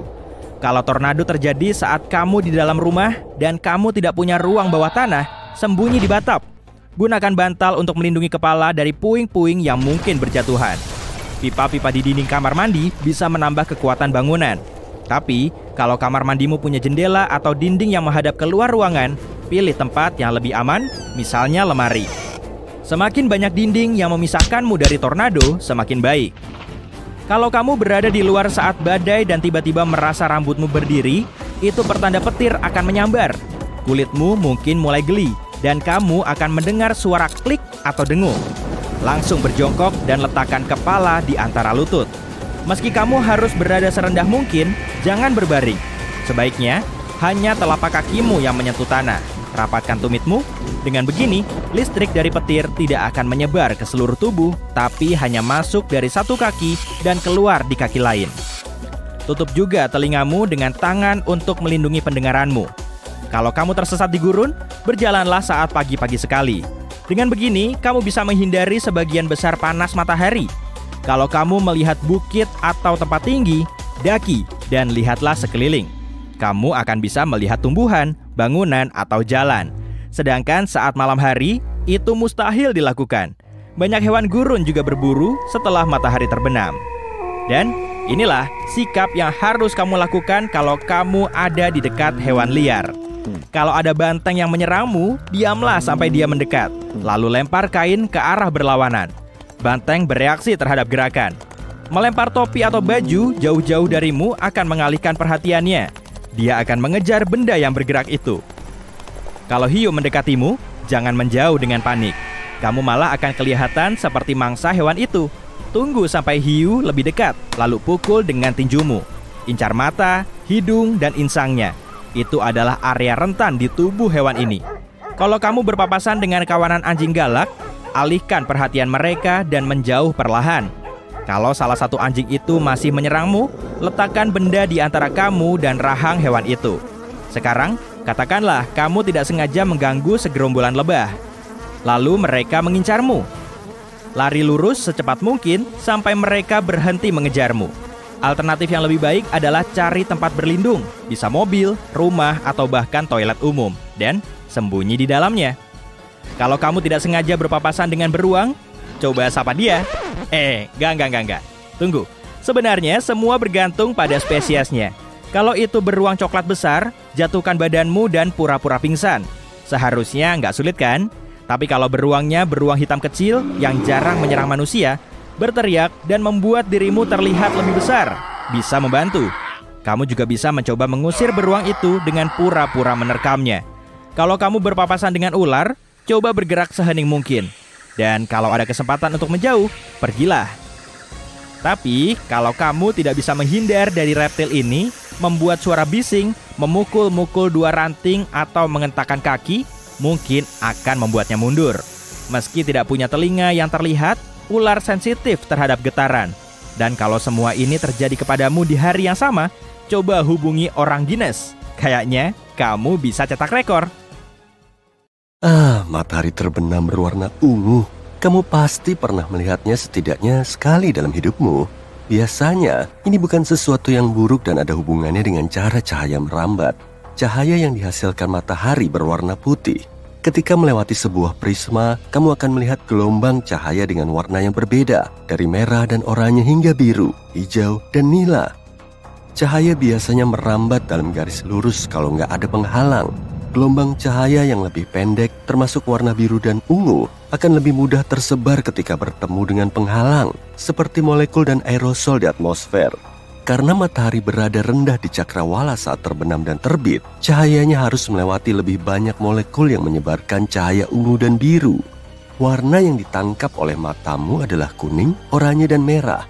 Tapi dengan kondisi yang tepat, kamu bisa melihat langit ungu yang indah loh.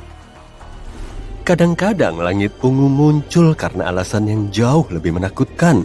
Bisa disebabkan oleh badai, kebakaran hutan, atau badai debu. Konsentrasi uap di udara meningkat dan cahaya menyebar lebih banyak dari biasanya. Debu, matahari yang terbenam, dan tutupan awan yang rendah semuanya berkontribusi pada peristiwa alami ini. Langit berubah jingga dan merah saat senja kalau cahaya masih cukup. Kemudian memancarkan warna merah muda yang bercampur dengan langit biru gelap di atasnya. Ingat nggak apa yang terjadi kalau kamu mencampurkan warna merah muda dan biru? Ya, kamu akan mendapatkan warna ungu. Gak semua badai membuat langit menjadi ungu.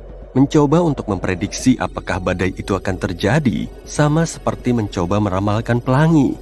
Namun, orang-orang melaporkan beberapa badai besar yang membuat langit berubah menjadi ungu. Langit hijau mungkin terlihat spektakuler seperti langit ungu, tapi sebenarnya langit hijau juga menandakan bahaya.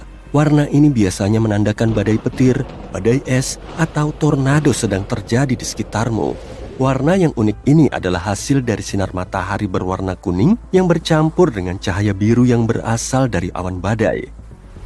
Kamu sedang menikmati hari yang cerah di tepi laut dengan angin sepoi-sepoi menerpa rambutmu. Ketika tiba-tiba kamu melihat air mulai surut dari pantai dengan kecepatan tinggi.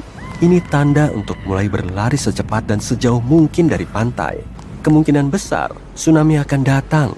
Reaksi yang cepat akan memaksimalkan peluang selamat.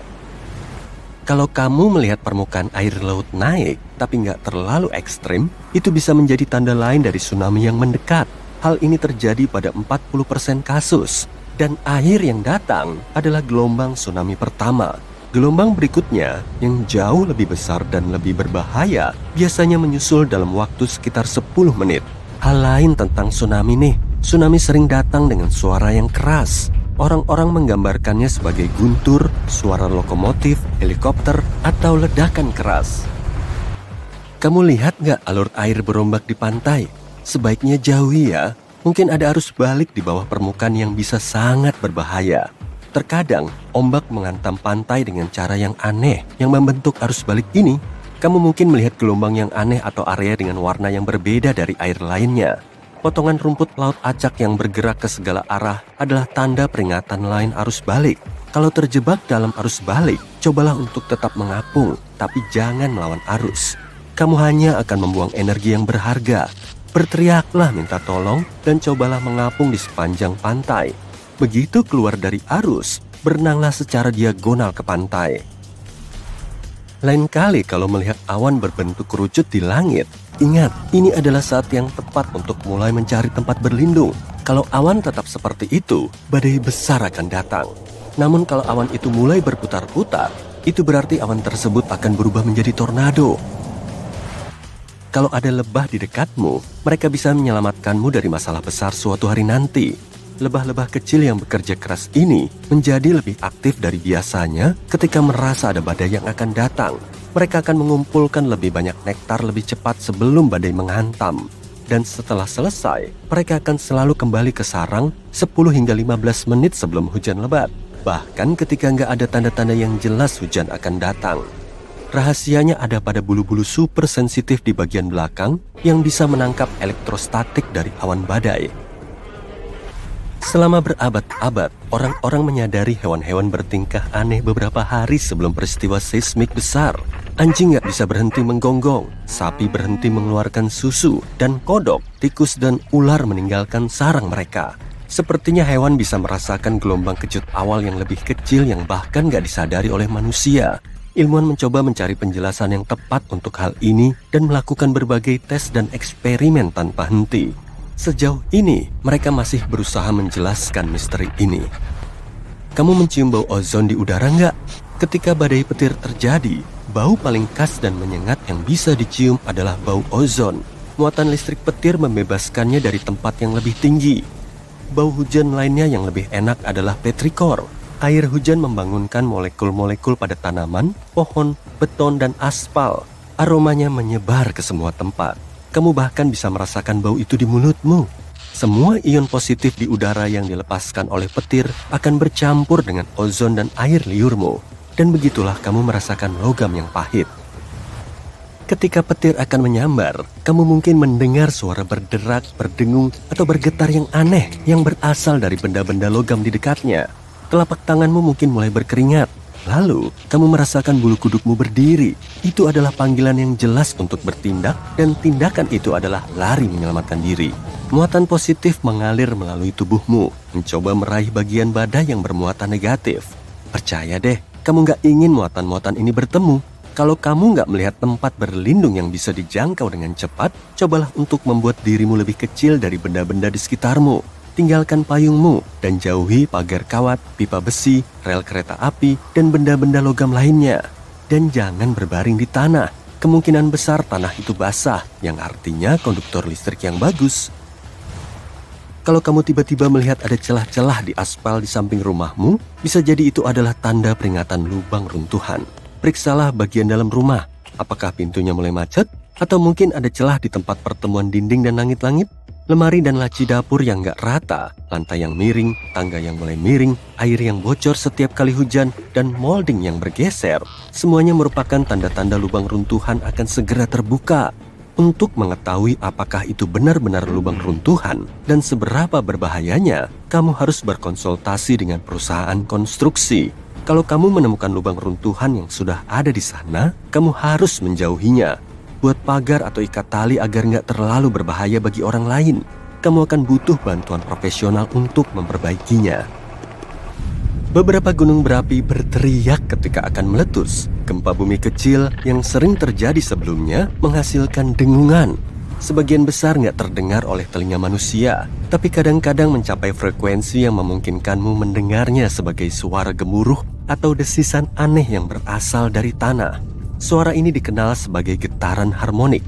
Pada beberapa gunung berapi, ini adalah suara gelembung magma yang bergetar ketika melewati celah-celah di kerak bumi. Tapi nggak selalu seperti ini ya. Kalau ilmuwan berhasil memahami apa yang sebenarnya menyebabkan jeritan gunung berapi ini, mereka akan bisa membuat sistem peringatan dini terbatas untuk letusan gunung berapi. Kalau kamu berada di alam bebas, perhatikan air di anak sungai, sungai kecil, dan sungai. Kalau permukaannya turun dengan cepat, bahkan saat hujan, ini mungkin pertanda akan terjadinya tanah longsor. Dan kalau kamu mendengar suara gemuruh yang samar-samar atau suara yang gak biasa, seperti batu-batu yang saling beradu, bisa jadi puing-puing sedang menuju ke arahmu. Ini adalah tanda untuk segera pergi ke tempat yang aman, seperti sekarang. Wah, kamu tercebur ke air dingin hingga setinggi leher. Di sekelilingmu cuma ada es. Jangan cuma bengong aja. Buruan, keluar dari situ. Saat kamu berenang di air yang sangat dingin, tubuhmu bisa syok. Karena refleks, kemungkinan kamu akan tersengal-sengal. Tapi please, janganlah. Sebisa mungkin angkat terus kepalamu agar tetap di atas air. Lepaskan benda-benda berat seperti sepatu boot, jaket, atau ransel dari tubuhmu. Setelah sampai di tepi es, jangan asal lompat. Ingat, itu bukan kolam renang, oke? Coba ambil posisi merangkak dan lecutkan kakimu kuat-kuat untuk mendorong tubuhmu ke atas es. Gunakan juga tanganmu untuk membantu menepi dari air. Nah, setelah tubuhmu menyentuh permukaan es, menjauhlah dari tepian dengan berguling, merangkak, lalu berjalan. Sebelum bertualang ke alam liar, kamu perlu menyiapkan beberapa barang. Buat pemantik api sendiri aja di rumah. Panaskan air dalam panci, lalu masukkan wadah kaca berisi lelehan parafin. Ambil karton telur dan taruh serat di setiap lekukannya. Tuang parafin ke wadah telur, lalu tunggu sampai mengeras. Kalau sudah, potong menjadi bagian kecil-kecil. Tiap bagiannya bisa memudahkanmu menyalakan api.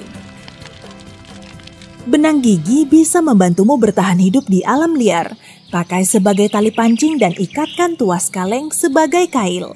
Kamu juga bisa menyulapnya jadi tali jemuran dengan mengikat ujungnya ke dua pohon. Kelihatannya memang tipis kan?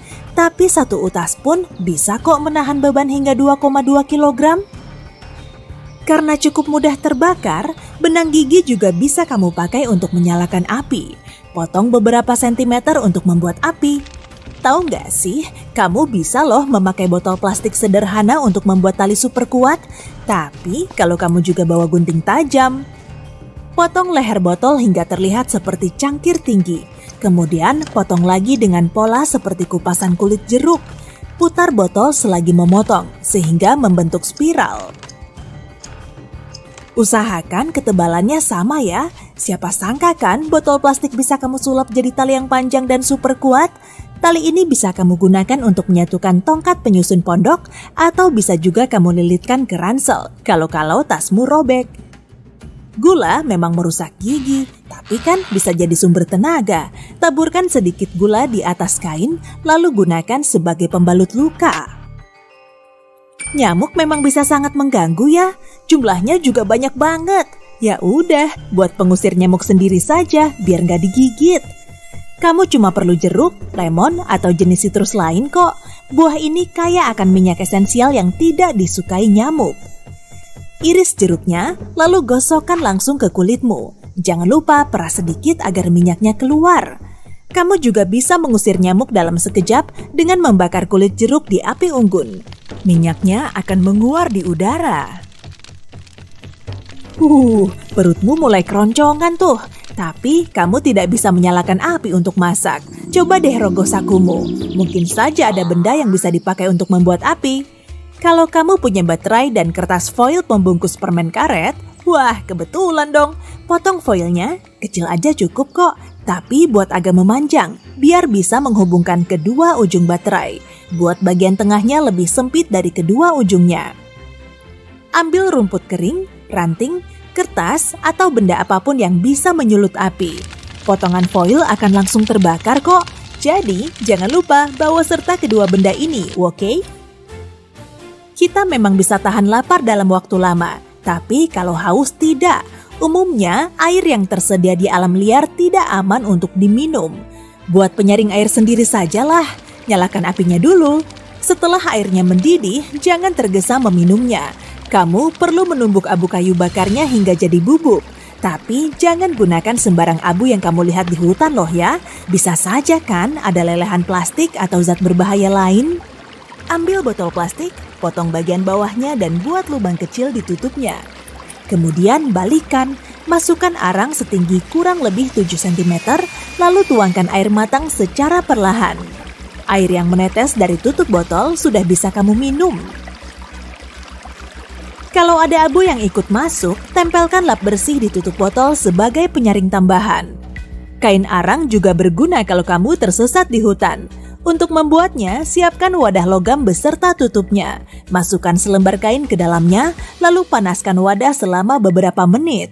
Setelah dipanaskan, bagian tepinya akan terlihat lebih hitam, tapi kainnya masih utuh.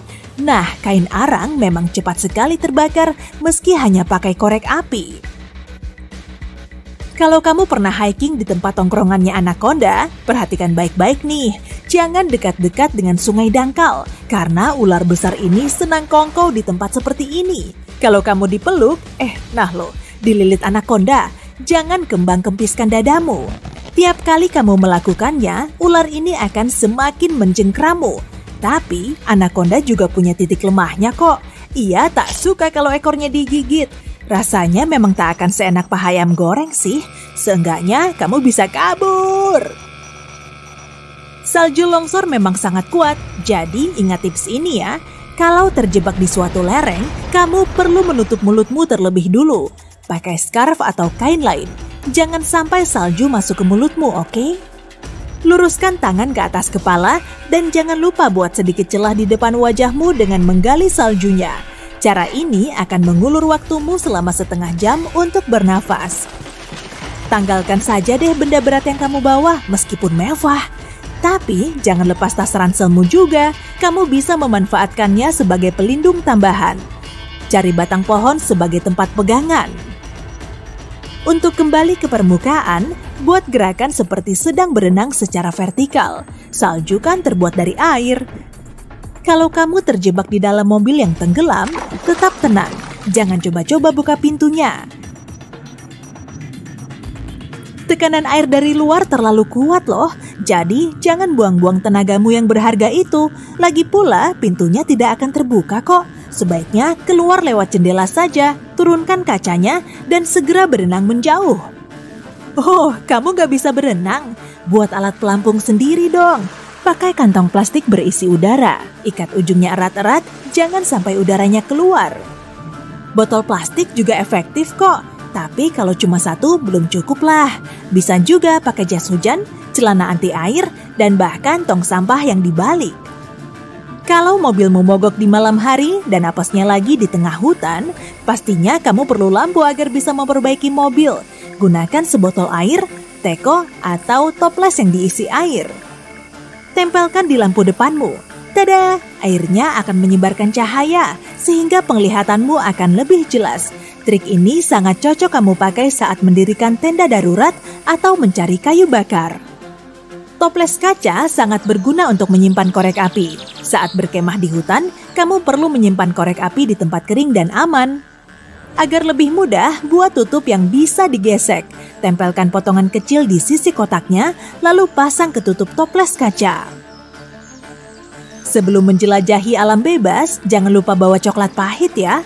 Makanan penolong saat bertahan hidup ini memang paling lezat dan termasuk yang terampuh, kaya akan kalori dan membantu menjaga mood tetap bagus. Untuk menikmatinya juga praktis, tak perlu garpu, piring maupun api. Oke, tips terakhir buat kamu nih, masih kesulitan membuat api? Gak perlu repot-repot kok, ambil saja sebungkus keripik yang diam-diam kamu umpetin dari teman campingmu. Keripik berbahan jagung sudah tersedia di mana-mana kan? Selain rasanya enak dan bikin jarimu belepotan saat melahapnya, snack ini juga bisa dipakai dalam trik lain. Kamu bisa pakai keripik ini untuk menyalakan api. Karena mudah terbakar, gunakan secukupnya saja. Lalu siapkan kayu kering, apinya akan menyala dalam sekejap.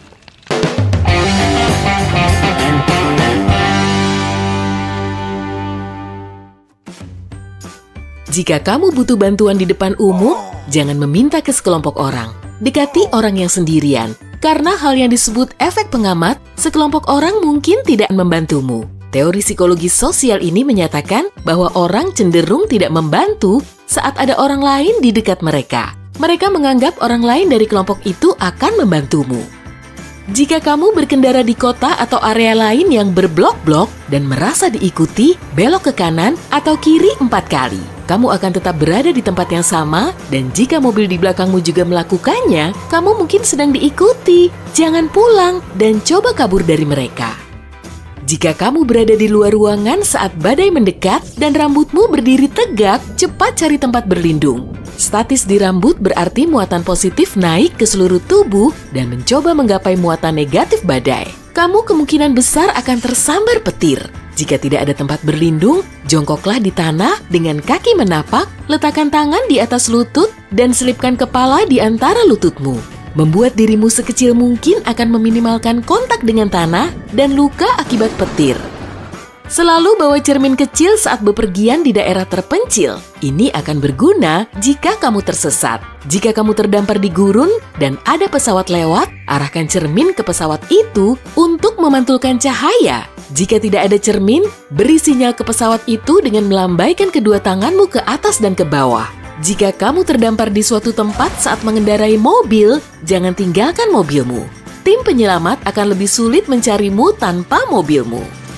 Tak seperti yang ditayangkan di TV, saat seseorang akan tenggelam, dia tidak akan melambaikan tangan atau teriak. Kepalanya akan miring ke belakang, terendam air. Dia akan berusaha agar mulutnya tetap berada di atas permukaan dengan bantuan tangan. Saat kamu melihat seseorang yang tampak mengapung atau terombang-ambing, mencoba mengeluarkan kepalanya dengan naik ke permukaan air, mereka butuh bantuan. Jika kamu tidak bisa berenang dan jatuh ke air yang dalam, jangan panik. Tahan napas dan biarkan dirimu naik ke permukaan. Jaga punggung dan kakimu tetap lurus. Coba lakukan tendangan kecil untuk membawa tubuh kembali ke permukaan. Jika kamu hendak menyelamatkan orang yang tak bisa berenang, jangan mendekatinya langsung. Dia mungkin akan membuatmu tenggelam karena panik. Dekati orang itu dari belakang, selipkan lenganmu di depan dadanya, dan pastikan tangannya tidak menghadapmu. Jika kamu dicengkram, dia bisa menarikmu ke bawah. Coba berenang di bawahnya, naik saat sudah agak jauh, dan coba bantu lagi. Jika kamu berhadapan dengan beruang grizzly, kamu mungkin sedang sial. Jangan lari dan menatapnya. Perlahan pergi jika ia jauh darimu. Tapi jika beruang itu awas, diamlah. Kamu tidak bisa mengalahkannya. Bicara dengan suara monoton yang jelas dan jangan teriak. Sebelum ini terjadi, mungkin sebaiknya mencari tahu apakah ada beruang grizzly di tempat tujuanmu dan bawalah semprotan merica atau pengusir beruang. Jika beruang berada dalam jarak 7,6 meter darimu, gunakan semprotan. Jika ia menyerang, meringkuklah, membentuk bola, dan berbaring di tanah. Tetap diam, jangan bergerak atau panik sampai ia pergi. Jika beruang kutub mengejar, tapi ia jauh, jatuhkan pakaian-pakaianmu, topi, syal, atau kemeja, lalu kabur. Beruang kutub memiliki rentang perhatian yang pendek, mereka mungkin berhenti untuk mengendus pakaianmu. Ini akan memberimu waktu untuk menuju ke tempat yang aman. Jika kamu berhadapan dengan dua beruang ini, tolong jangan ajak aku liburan bersamamu. Selanjutnya, jika ada yang tersedak, tapi dia batuk, jangan membantunya. Batuk berarti udara bisa masuk dan keluar, dan saluran napasnya terhalang sebagian. Dengan membantu, kamu bisa menyebabkan aliran balik udara yang bisa mengeluarkan benda tersangkut atau membuat saluran napasnya terhalang penuh. Biarkan mereka batuk, kamu baru bisa bantu saat mereka tidak bisa bernapas atau batuk. Saat kamu terjebak dalam arus pecah yang kuat, jangan melawannya. Kamu akan kelelahan dan itu membahayakan. Berenanglah searah dengan pantai dengan cepat, tapi tetap tenang dan nyaman. Meski menjauh, kamu akhirnya akan terhindar dari arus dan bisa kembali ke pantai. Jempol adalah bagian terlemah dari genggaman seseorang. Jika seseorang menarik pergelangan tanganmu, jangan putar lenganmu. Coba dorong tangannya, mulai dengan jempolnya. Beritahu Kementerian Luar Negeri jika kamu pergi ke luar negeri. Di Amerika Serikat dan beberapa negara barat lainnya, kamu dapat memberitahu Kementerian Luar Negeri bahwa kamu akan pergi ke luar negeri. Jika ada bencana alam atau konflik politik, mereka akan tahu bahwa kamu harus dievakuasi. Mereka juga akan mengabarimu tentang hal-hal yang terjadi di negara yang kamu kunjungi untuk melindungimu dari masalah. Jika terjebak dalam kerumunan orang, akan sangat berbahaya jika kamu jatuh. Jangan meringkuk dan menunggu orang-orang bubar, itu akan lebih berbahaya. Coba raih kaki seseorang saat mereka berlari melewatimu untuk membantumu berdiri dan terus berjalan. Terkadang dalam berkemah, ada orang tersesat. Jika kamu sedang berkemah dan ingin keluar dari lokasi perkemahan, bawalah arang atau tongkat kayu yang sudah dibakar. Gunakan untuk menulis sesuatu di pohon, batu, atau batang kayu. Tanda itu akan bertahan berminggu-minggu dan kamu akan lebih mudah dilacak oleh tim penyelamat. Selalu bawa jarum di kotak B3K. Jika tersesat, kamu bisa membuat kompas dengan itu. Pertama-tama, kamu perlu memberi daya magnet pada jarum dengan menggosokkan matanya ke rambut, bulu, atau sutra sekitar 100 kali. Isi wadah dengan air, letakkan daun di permukaan air, dan letakkan jarum di atas daun. Jarum itu seharusnya menunjuk utara ke selatan. Saat menelpon layanan darurat, beritahu lokasimu dengan jelas dahulu, lalu masalahnya. Meski teleponmu terputus, mereka akan tahu kemana harus mengirim polisi atau ambulans. Jika ada bau amis di rumahmu, cepat hubungi teknisi listrik. Ini bisa berasal dari plastik yang terlalu panas pada komponen listrik yang dapat menyebabkan kebakaran. Mungkin saja dari stop kontak, saklar, circuit breaker, atau yang lainnya. Ikan yang kamu panggang di oven misalnya. Jika kamu digigit ular, ada beberapa cara untuk mengetahui apakah ular itu berbisa. Kamu bisa bertanya, tapi mungkin ia tak akan menjawab. Ular berbisa biasanya memiliki banyak warna dan pupil seperti kucing. Perhatikan area gigitannya. Jika ada 2 luka tusuk yang dalam, kemungkinan besar kamu diserang ular berbisa. Jika bekas gigitan menyerupai gigi-gigi tajam dan kecil berbentuk huruf U, kemungkinan ia tidak berbisa.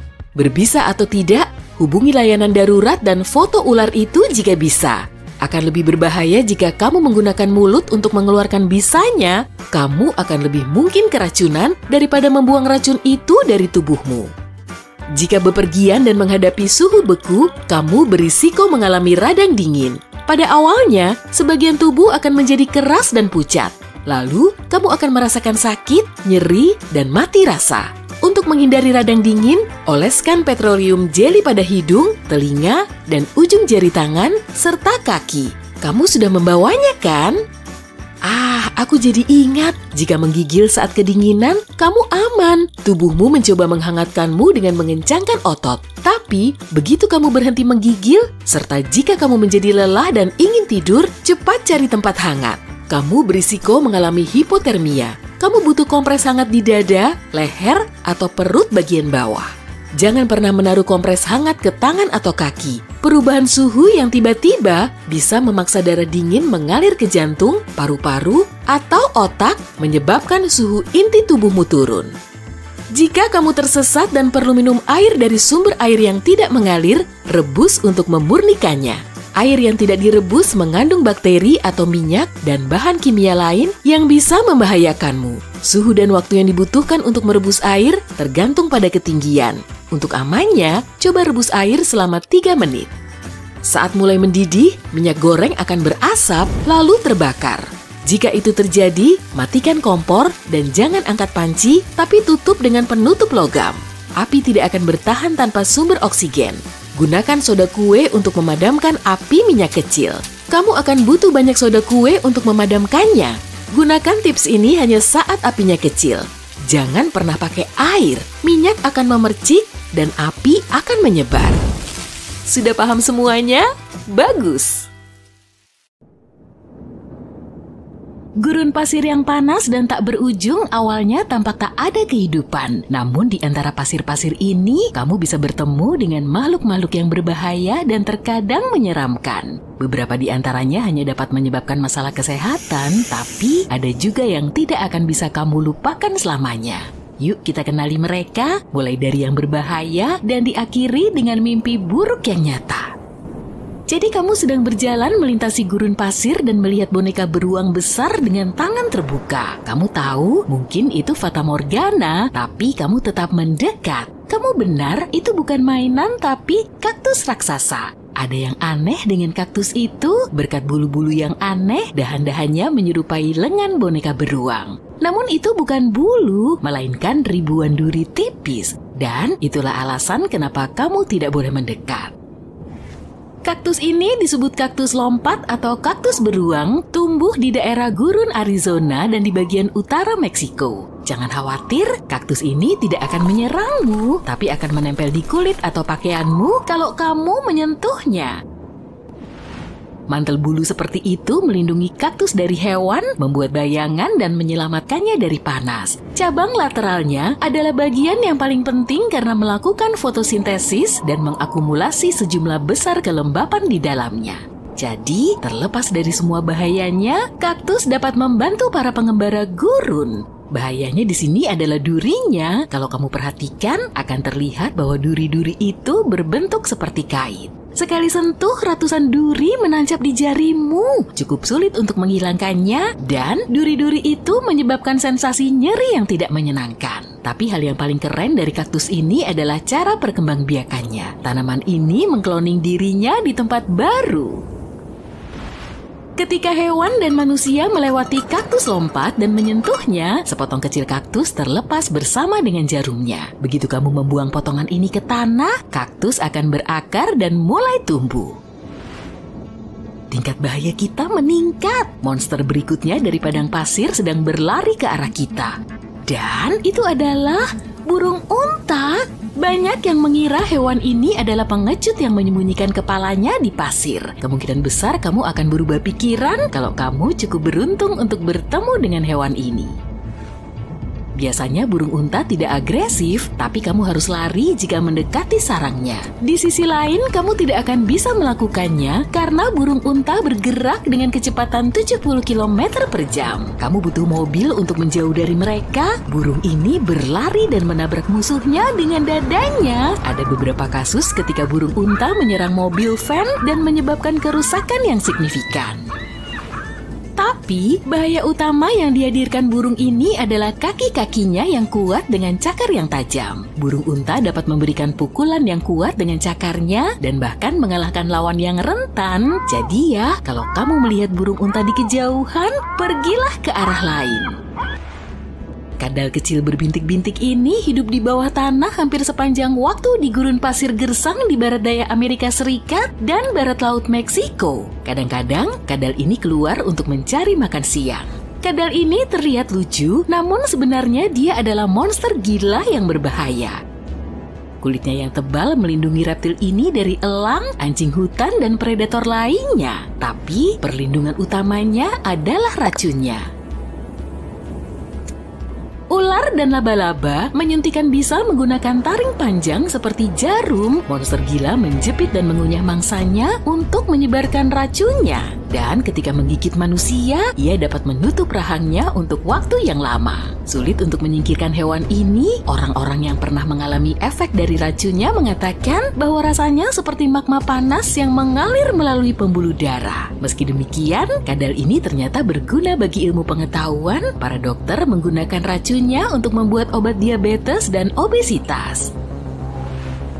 Waktunya tiba. Sekarang kamu akan bertemu dengan salah satu makhluk paling menyeramkan yang hidup di gurun. Diam dan dengarkanlah kesunyian ini. Tetaplah bergeming. Tidak ada orang di sekitar sini, tapi tiba-tiba kamu mendengar suara mendesis dari bawah. Kamu menundukkan kepala dan melihatnya.